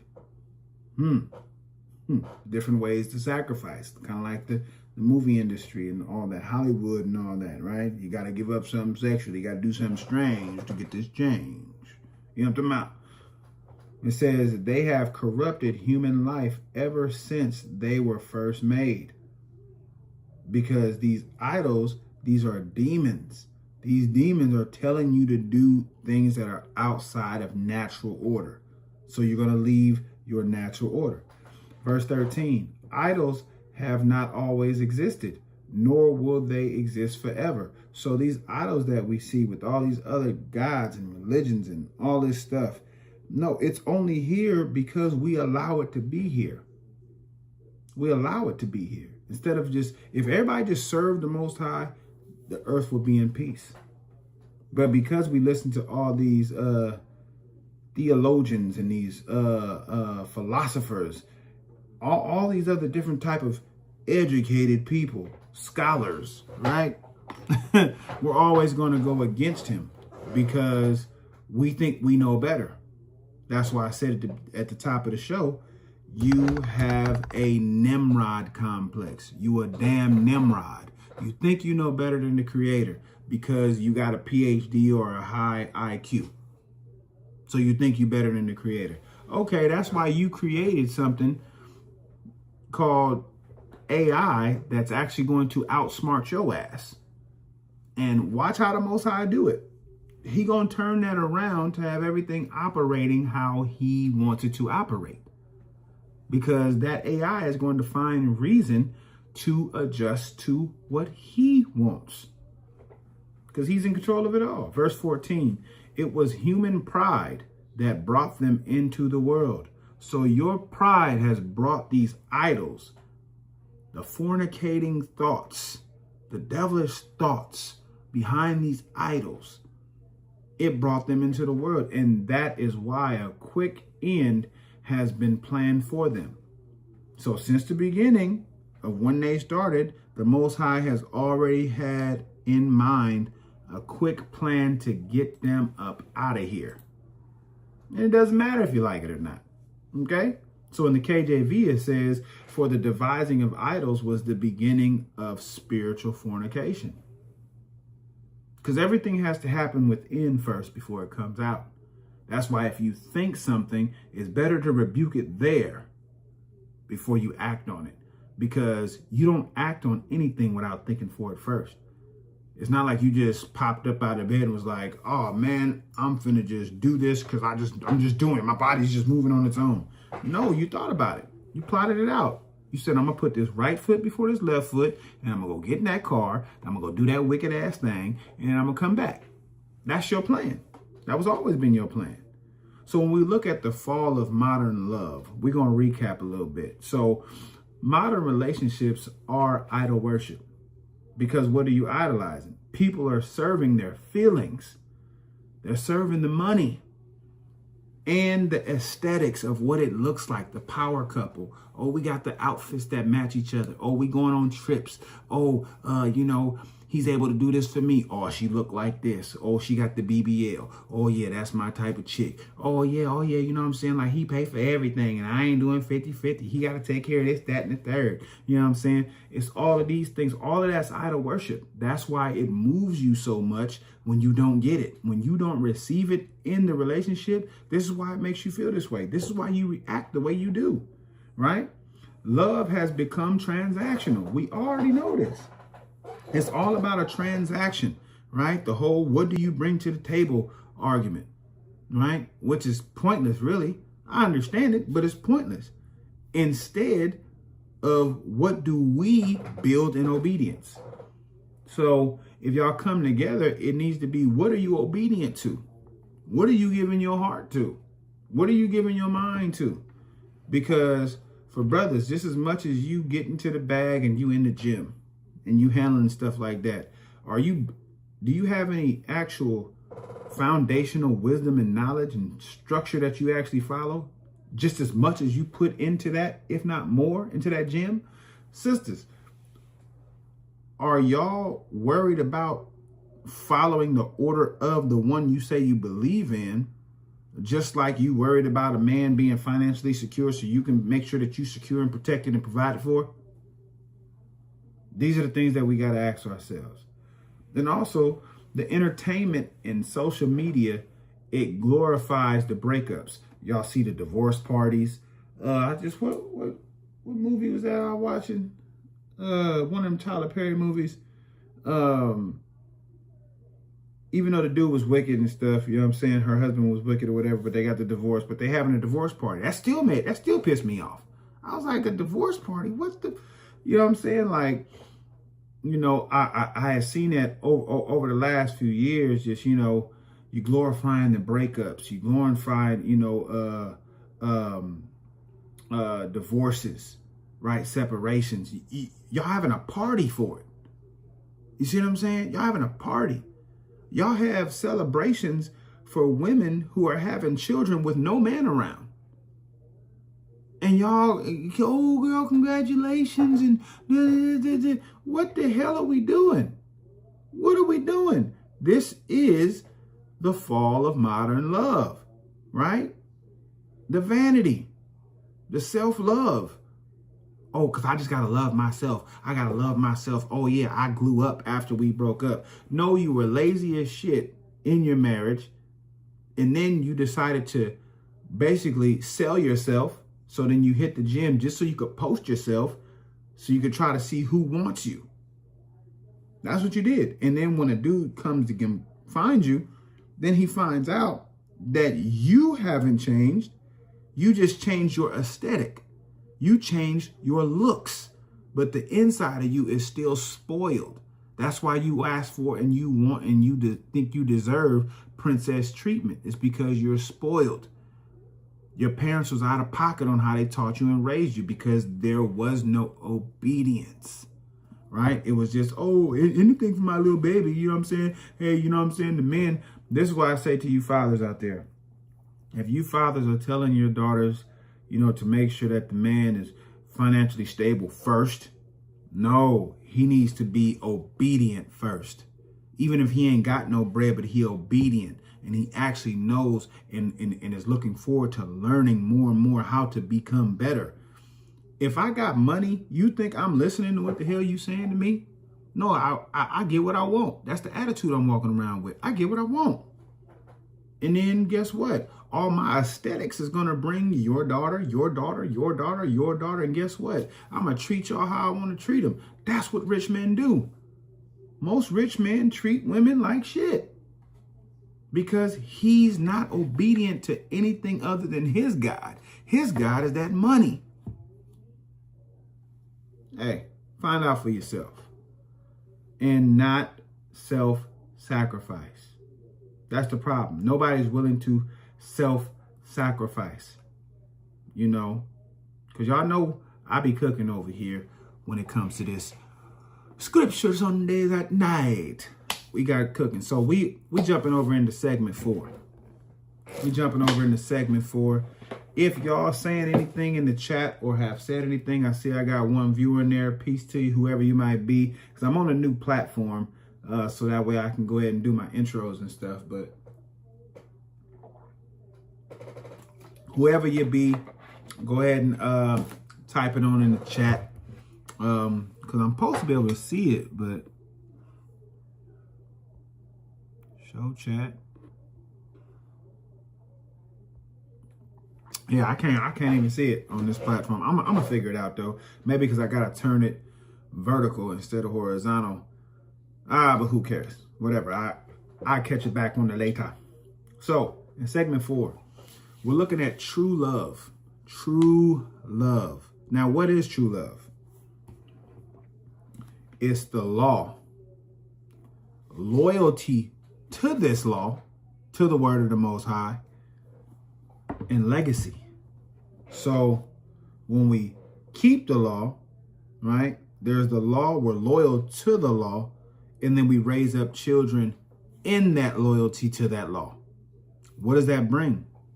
Now we're going to look at it. We're going to look at it. We're going to talk about it a little bit. First, we're going John 14 and 15. In the KJV, it says, if ye love me, keep my commandments. So love is connected to the law, right? In the GNT, it says, if you love me, you will obey my commandments. So we all must submit, be obedient if we want love. That's the standard of which any relationship should start, on obedience. Now, obedience to what? Not just anything, but what to the Bible says. And if you did agree to be with somebody and they wasn't on righteousness, guess what? Figure that out and come back to the light together. Don't leave them and then run off into the world acting like you holier than thou and you better because you changed your life and you left this horrible situation. Your ass agreed to that shit. Stop playing. You agreed to it. And now because you feel like you're better, Now, when you come around, now it's, oh, don't judge me. Don't judge me. No, you just judge your last dude or your last chick when you left them. No. Hey, come correct. The same mercy that you want to receive, you got to give.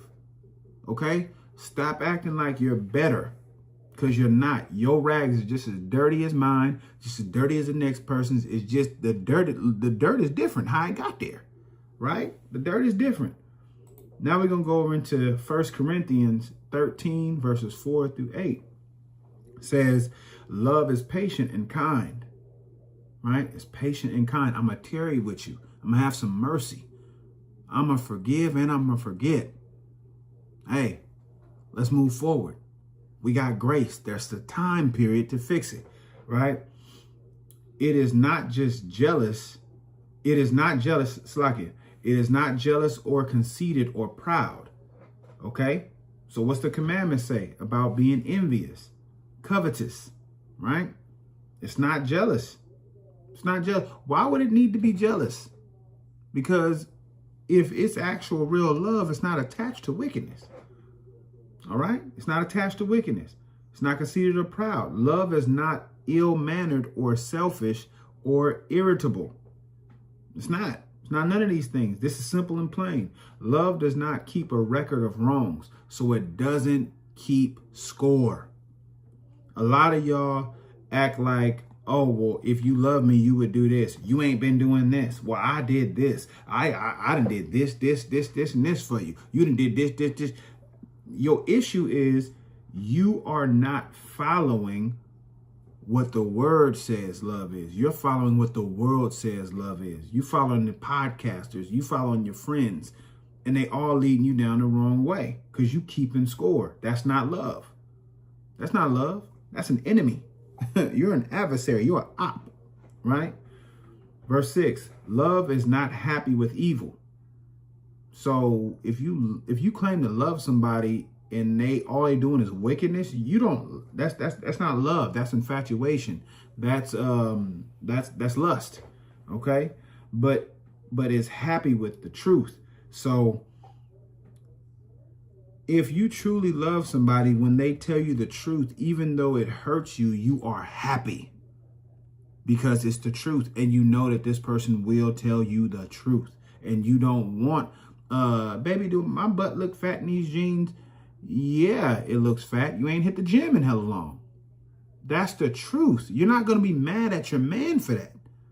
Because why would you bait him into that knowing that your big ass ain't hit the gym? That's ridiculous.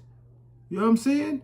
Hey, babe, you think, man, I just been, what you think about me, man? Just trying to figure some else out, man. I know we ain't got no money. No, I need you to go out there and go get some money for us. You feel me? Like, you got to take care of the home. Be truthful. It's all about the truth. It don't matter how people feel. I don't care how much you love them, because that ain't real love, because love is happy with the truth. Love never gives up, and its faith, hope, and patience never fail. It's faithful. It stays.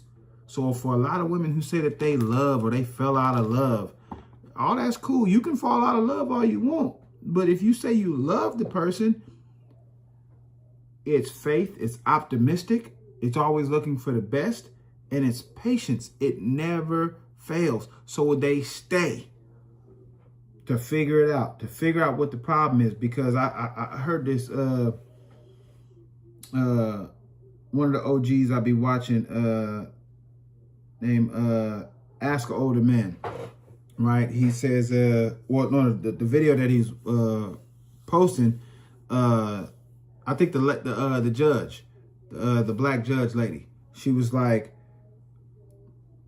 it's us against the problem. The problem that's happening, that's the issue. It's not us. It's the issue that we're both against. We're against this issue. So we don't need to leave. We need to figure out the problem, right? Verse 8, it says, love is eternal. There are inspired messages, but they are temporary. They are gifts of speaking in strange tongues, but they will cease. There is knowledge, but it will pass. Do y'all get that? Do y'all understand what's going on here?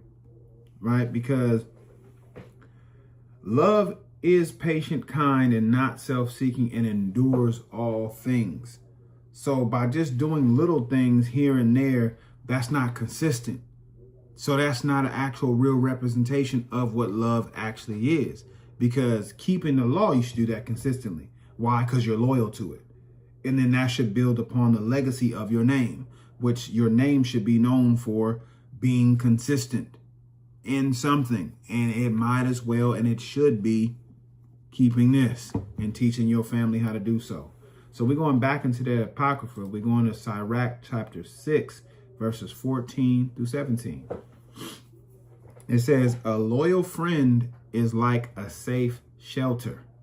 So this is like a strong defense, right? So should your wife be, your woman. So should your husband be, right? A loyal friend is like a safe shelter. Find one and you have found a treasure.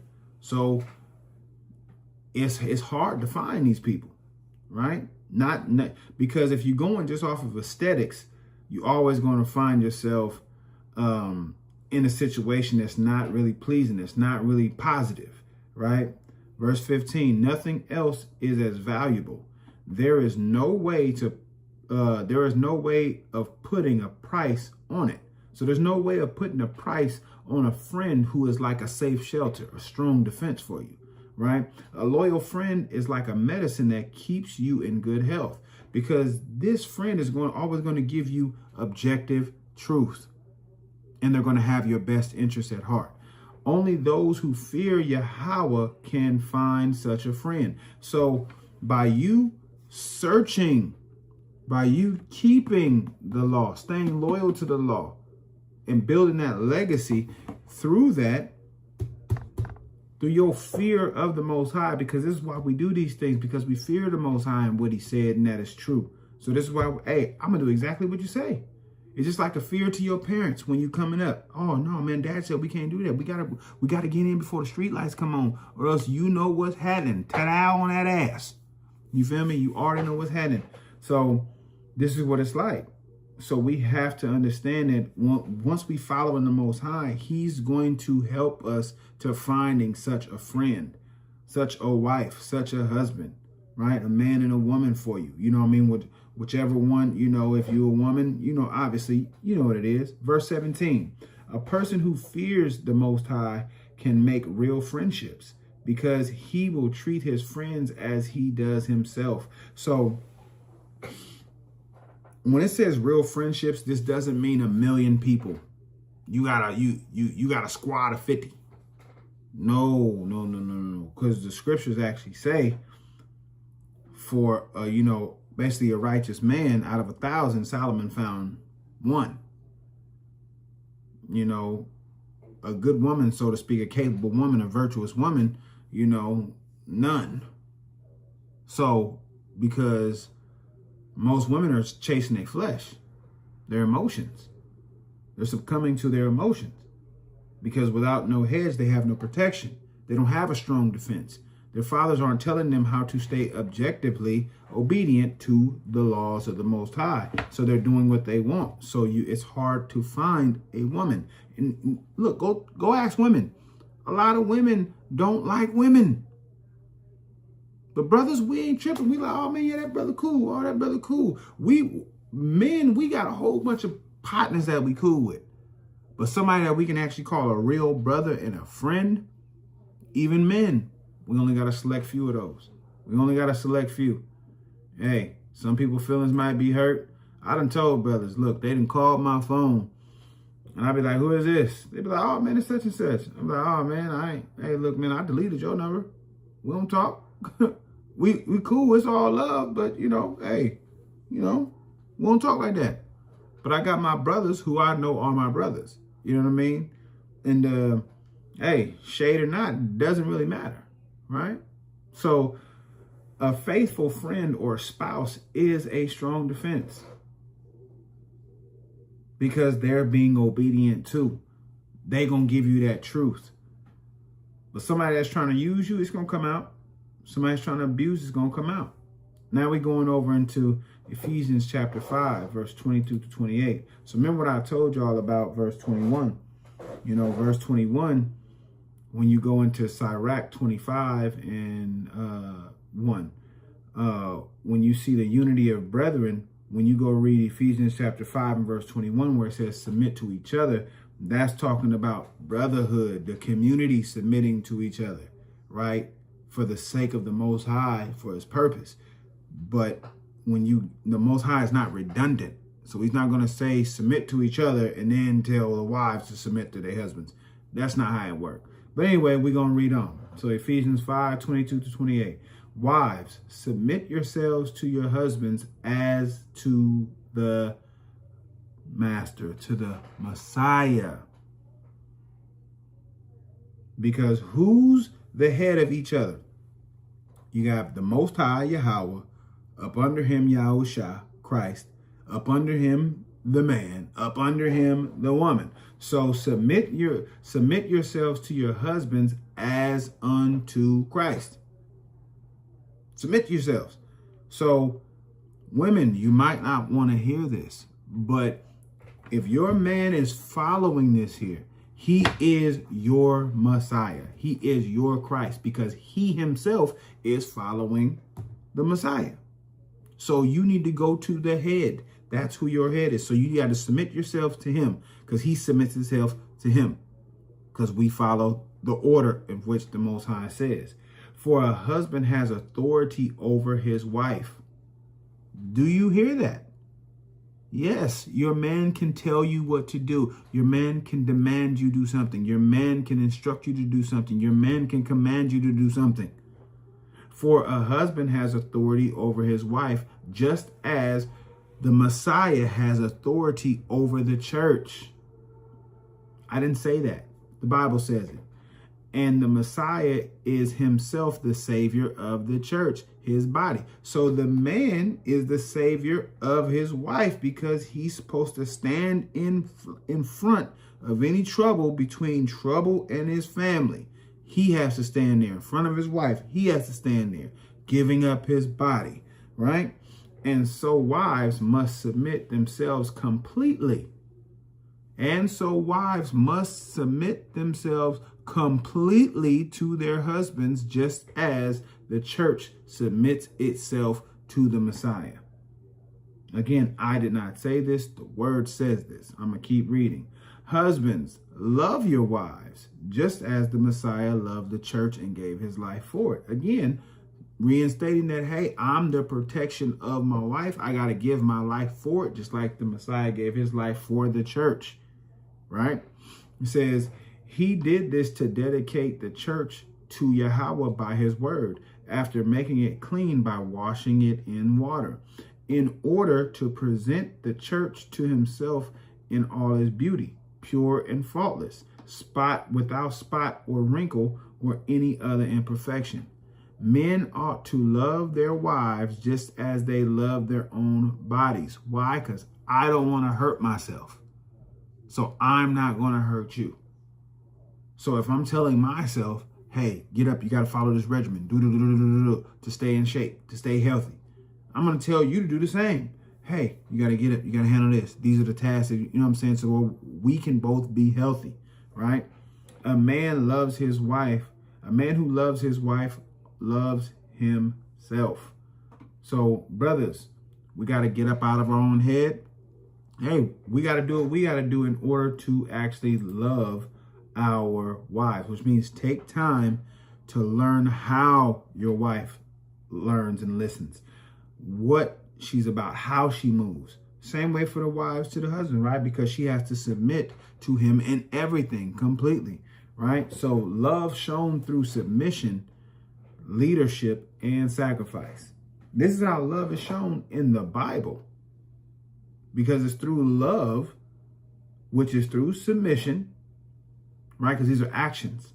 Submission is an action. Leadership is an action. And sacrifice is an action. That's why love is an action word. Okay? It's an action. So, wrapping up segment 4, these are the topics or the points. So, biblical love is what? It's obedience endurance, and order. That's what biblical love is. You have to be obedient. You have to continue to be obedient and keep going, and order.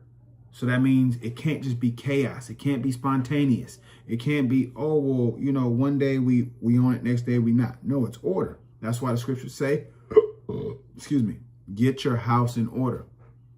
Let everything be done in decency and in order. Right? Love operates under Yahweh's commandments. Because if you love me, you keep my commandments. So that's where love operates in. It operates under the obedience of his word, right? Not under your comfort, not under how you feel today, not under something that made you feel a certain way, right? That's not what it's under. You know, both men and women must understand love as service and covenant, because in order, your first ministry is your family. So another word for to minister is to serve. So you need to come in willing to serve and commit back to the covenant. The covenant, which is the understanding, the agreements. How can two walk unless they be agreed? Just agree that we're going to follow this word. Now, how we go about it, okay, it might take you a little time to get here and there, you a little time to get here and there, but we're going to agree to just follow what this word say. And when that come up, we're going to sit down, okay, this is what it say, so this is what we're going to do, because we agree here, and not emotional satisfaction. Did you hear that? It's not emotional. This is, we're going off of what the Bible says, and that's it. That's it. So before we conclude, we got one more segment of the show. One more segment of the show. I think I'm going to crack 2 hours tonight. Where are we at? I'm at 1:46, hour 46. So segment 5, we're looking at being rich or poor doesn't matter, because the covenant still stands. Your relationship, your marriage still stands whether or not the man is rich or poor. Because if y'all agreeing in this, there's going to be ups and downs anyway in life. Ain't nothing just going to just stay the same. But it's about enduring until the end. So let's go ahead and get into it. So we going into Philippians chapter 4, verses 11 through 13. And I am not saying this because I feel neglected, for I have learned to be satisfied with what I have. See, a lot of y'all need to be satisfied with what you got, rather than looking on Instagram and TikTok and trying to see, oh, well, man, like, oh, man, that's what they got. Oh, man, like, we need to go get that. We need to save up for that. For what? Stick with what you got and stick to the plan. And in due time, you're going to get to, you know, whatever it is that, you know, that the man has planned, or whether you guys may have planned something together, right? Verse 12, I know what it is to be in need and what it is to have more than enough. I have learned this secret so that everywhere or anywhere at any time I am content, whether I am full or hungry, whether I have too much or too little. So that's deep, because in time, through experience, you will understand that, hey, I don't need this, I don't need that, I got enough. I don't need to spend this much. I don't need to go to these places because I know the cost of what it is. Matter of fact, me and my cousin at work, we was talking the other day, and you know, I was explaining to him a list of date spots that that my ex was telling me about that she wanted to go on. And I was explaining like all the costs that come with that. Do we actually need to do that? This is why you can't give anyone everything, especially women. You cannot give you everything that you want. No, we can go do one of these things every blue moon. Because for one, it's something special.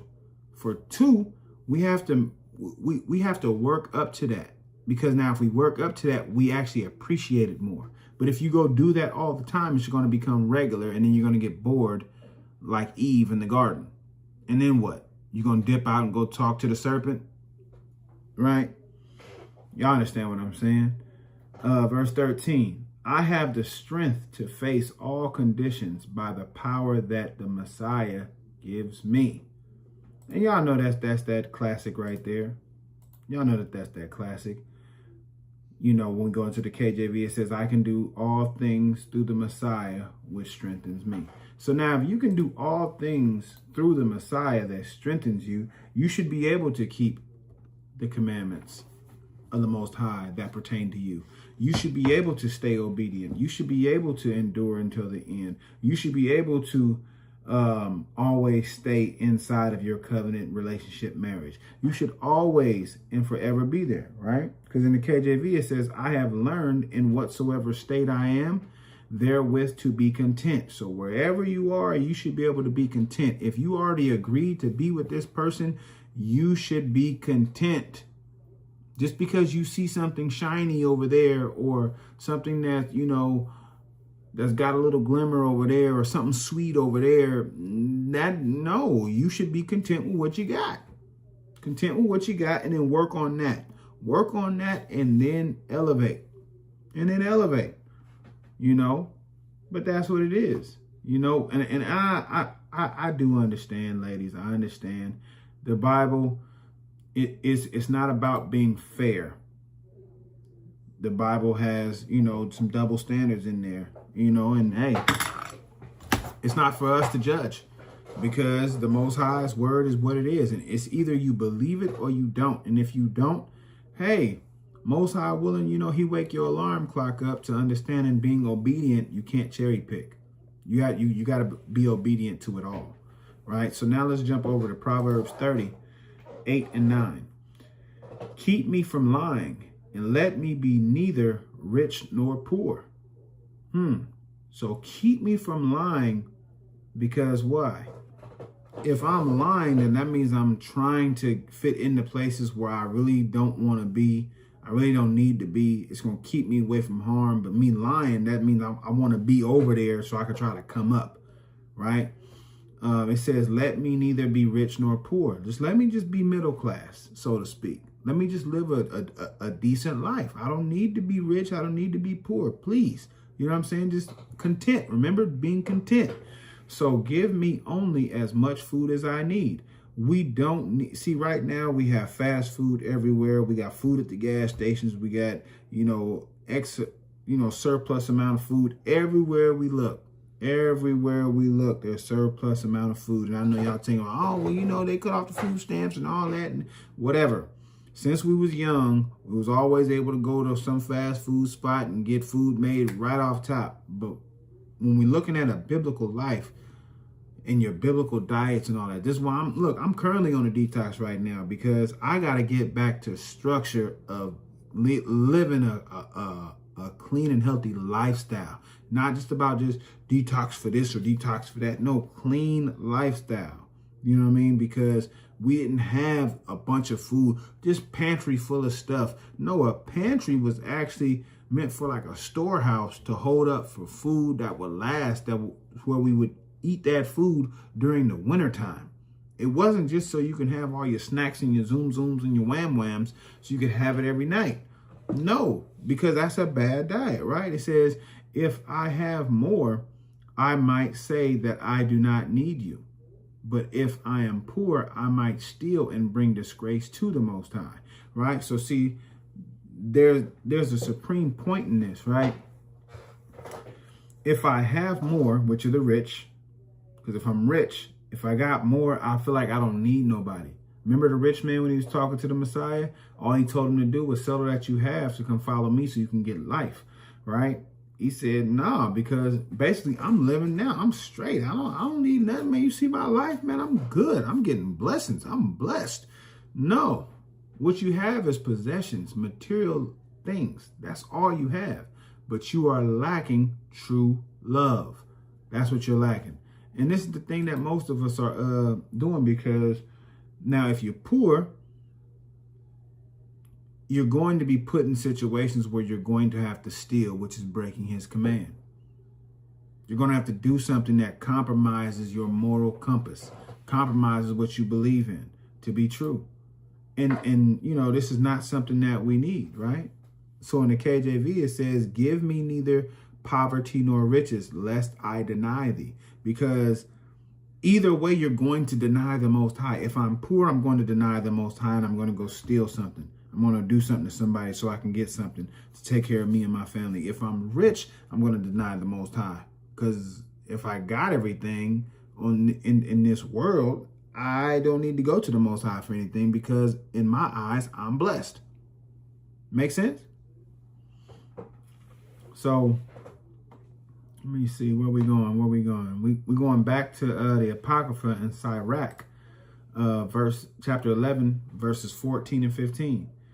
Everything comes from the Most High. Success and failure, poverty and wealth, life and death. Do we understand that?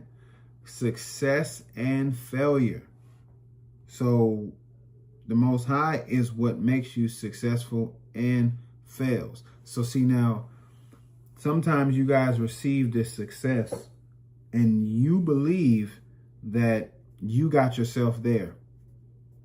And you don't understand that your pride and your arrogance, your exalting of yourself, you're actually going to end up failing because you didn't stay steadfast with the Most High. So you're going to fail. And even your failures, he's trying to bring you to a place where he wants you to be so he can build you back up, right? And poverty and wealth. So you might not be ready for wealth. That's why you are in poverty. Because you ain't did the work yet to fix on yourself. I've come to terms with all these things, right? Not saying I'm perfect, not saying I know everything. But I'm saying that through the choices and the things that I've done in my life, I understood that I wasn't getting it. So now I'm taking my time and I'm just plotting the course, but I'm walking the line with what his word says. And that's it. Can't nobody drive me off it, not my children. Hey, whatever they doing is whatever they doing. I'm not worried about it. I pray for them. Hey, I ask to see them, you know, every now and again or whatever. But hey, you know, I've already put everything out there. Hey, look, I want to see y'all. I want y'all, you know, around or whatever. Y'all know what it is. But hey, I'm going to stay on this path because I understand that he's the one that's in control of this. The life and death, everything. Verse 15, wisdom, understanding, knowledge of the law, love, and the doing of good deeds. All these come from the Most High. So if you want wisdom, understanding, knowledge of the law, and love, real love, objective love, not subjective based off of what you've been through in your shitty ass life. No. And the doing of good deeds. So everything is going to pour out from his word, from him. He's the controller of it. That's the whole thing, right? Your prosperity and your adversity all come from the Most High because each one is a teaching lesson for you, right? So if you prosper, you're supposed to do something that for his will with your prosperity. If you're going through adversity, you still need to see what he's trying to show you and still be a light even in your adversity or your darkness, right? Now we're going, we stand in Apocrypha, we're going to Tobit, chapter 4 and verse 21. We're poor now. This is Tobias and his wife, right? Or no, Tobit and his wife. Excuse me. It says, we are poor now, but don't worry. If you obey Yahweh and avoid sin, he will be pleased with you and make you prosperous. So all you have to do is continue to walk with the Most High. All you got to do is stay obedient here. Stay obedient here. And they together. They still together. Hey, we're poor now. We're poor now, but don't worry. Don't worry. Let's stay the course. If we only got to eat beans and rice, which is my favorite, by the way. If we only got to eat beans and rice, that's probably why, because, you know what I'm saying, we had some hard times from now and then now, you know what I'm talking about? But hey, beans and rice, If that's all we got to eat for the next 6 months, a year, or whatever it is, hey, don't worry. If you obey the Most High and avoid sin, we're going to be all right in the end. That's why the Messiah says, endure till the end. He that endureth until the end shall be saved. So to wrap up segment 5, doesn't matter if you're rich or poor, your covenant still stands, right? This is the point of these scriptures that we're going through, because either way, it doesn't matter. It still stands. You can't leave just because, finances got in the way. You can't leave for that. But that's the incentive that this government, that the world tells you to live by. In modern relationships, they collapse under financial pressure. But if you're supposed to be a believer in this Bible, being a biblical believer, a Hebrew, a Christian, whatever it is, and you're supposed to be following this here Bible, the words in the book, biblical covenants, they thrive through faith because they stay in agreement together in the word. Whatever the world got going on is not your concern. Staying grounded in the word, that's where it's at.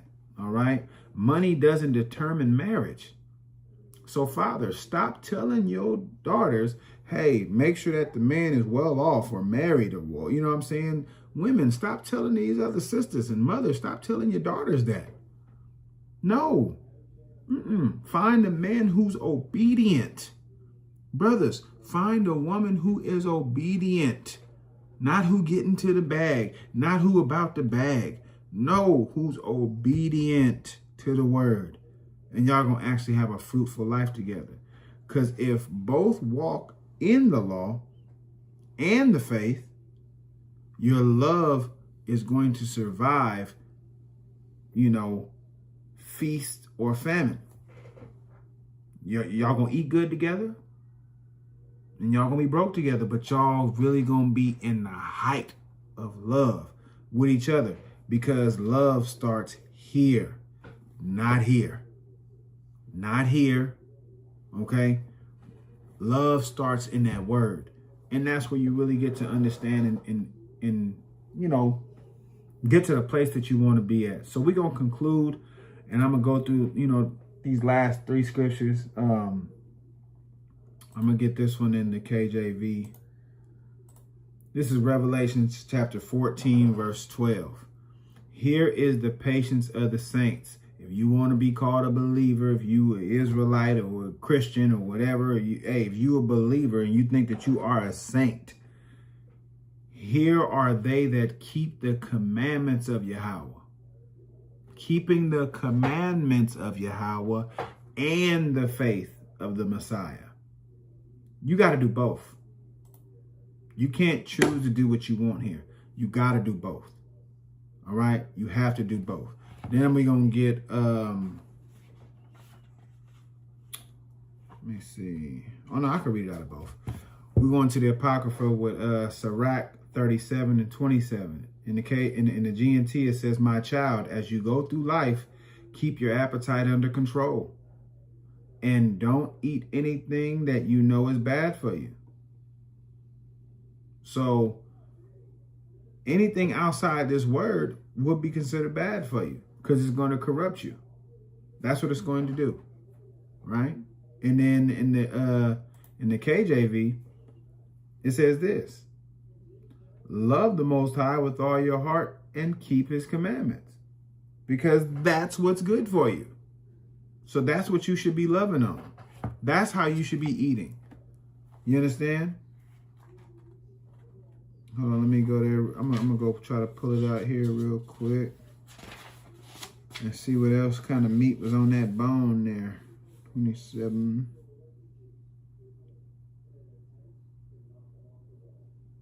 I don't know which one I read. 27.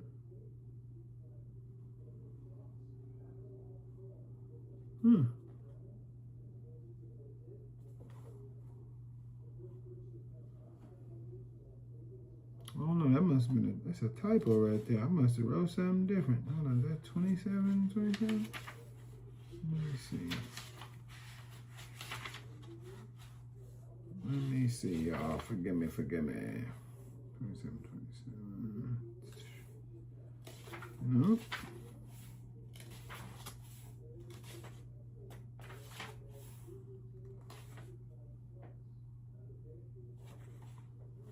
My notes, I forgot where I put that. But I wrote the wrong damn number. Forgive me, y'all. Forgive me. Don't worry about it. I'm gonna find it for you right now. Y'all ain't got nothing to do. I know I ain't got nothing to do. Except make my herbal tea. My herbal tea.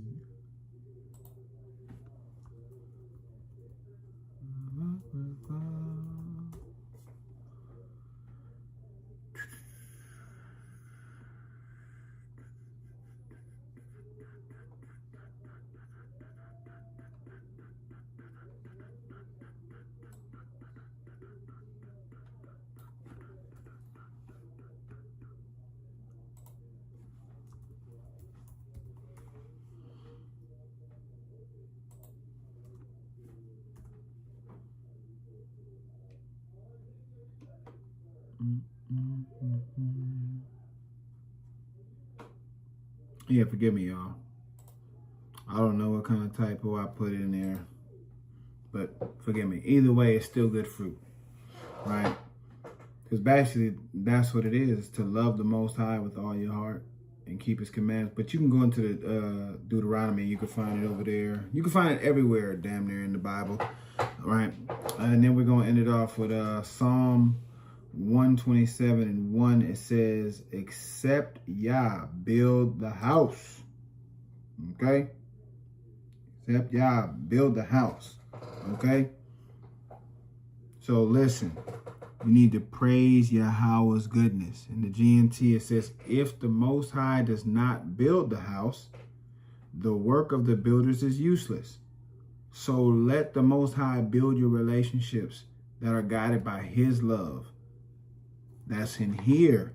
And then from here, it goes into y'all, comes into the eyes and goes into the heart and through the body, right? You know what I'm saying? So if He does not build the house, the work of the builders is useless. So you're building off of a foundation that's really not solid. If the Most High does not protect the city, it does no good for the sentries to stand guard. So if there's no protection there, then you're guarding nothing. You guys are actually working towards nothing in that relationship. So you guys need to see this first before you give yourselves to one another and fall into a commitment that, you know, is really going to be a witness against you, not for you. Because even myself, and I pray that He, receives my forgiveness or my repentance rather, and grants me forgiveness, for all my past failures in relationships and marriages and whatnot. Because I can only walk right and never do that again. I can never do that again. And see, that's the problem is, some of you women, you out here, you get a baby daddy and then you didn't like him, so you go off into another one and you get another baby daddy, and then you go to another baby daddy, and you think that you can correct it by having a better situation to fix your worldly lust, right? And that is going to be counted as a sin against you, right? Even the children that you just keep on dipping out and taking to another man, they're not happy about this. Right? They're not happy about this. And don't you come on here or in your mind talk about, oh, but he don't know my situation. You're what is it? You're monkey branching from another woman's horrible situation, and you and a million other women have monkey branched from that situation and applied it to yours, but yours is really not that deep. Yours is not that deep.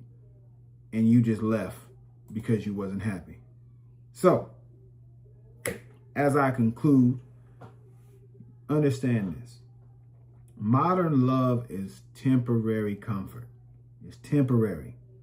But in this Bible, it's showing you that biblical love is eternal covenant. It's always going back to structure. It's always going back to obedience. The world says, find someone who makes you happy. That's what the world says. The world tells you that. But the Most High says, build someone who makes you holy. You build with somebody who makes you holy. So y'all need to come together as, you know, parts of the body that help each other grow better, to be holy and set apart from living a worldly life. Because the scriptures tell us not to be worldly. That's what the scriptures say, to not be a part of the world. But you accept being a part of the world because you want to be a part of the world. And you are your own issue. So if you're looking for the devil, go ahead and look in the mirror. He's in there right behind your eyes, telling you which way to look. He's right there in your stomach, telling you what to eat. He's right there inside your heart, telling you, oh, girl, yeah, you know, you want this. Oh, yeah, you know what I'm saying, brother? You know she got to give you up them cheeks, man, before y'all actually make a commitment or anything, before you even talk to her about anything. Yeah, man. This is the issue here. This is the issue. So you're in your own way. You're in your own way. So what we just went over, has modern love replaced covenant with convenience? Has it? I think you know the answer. The answer is yes.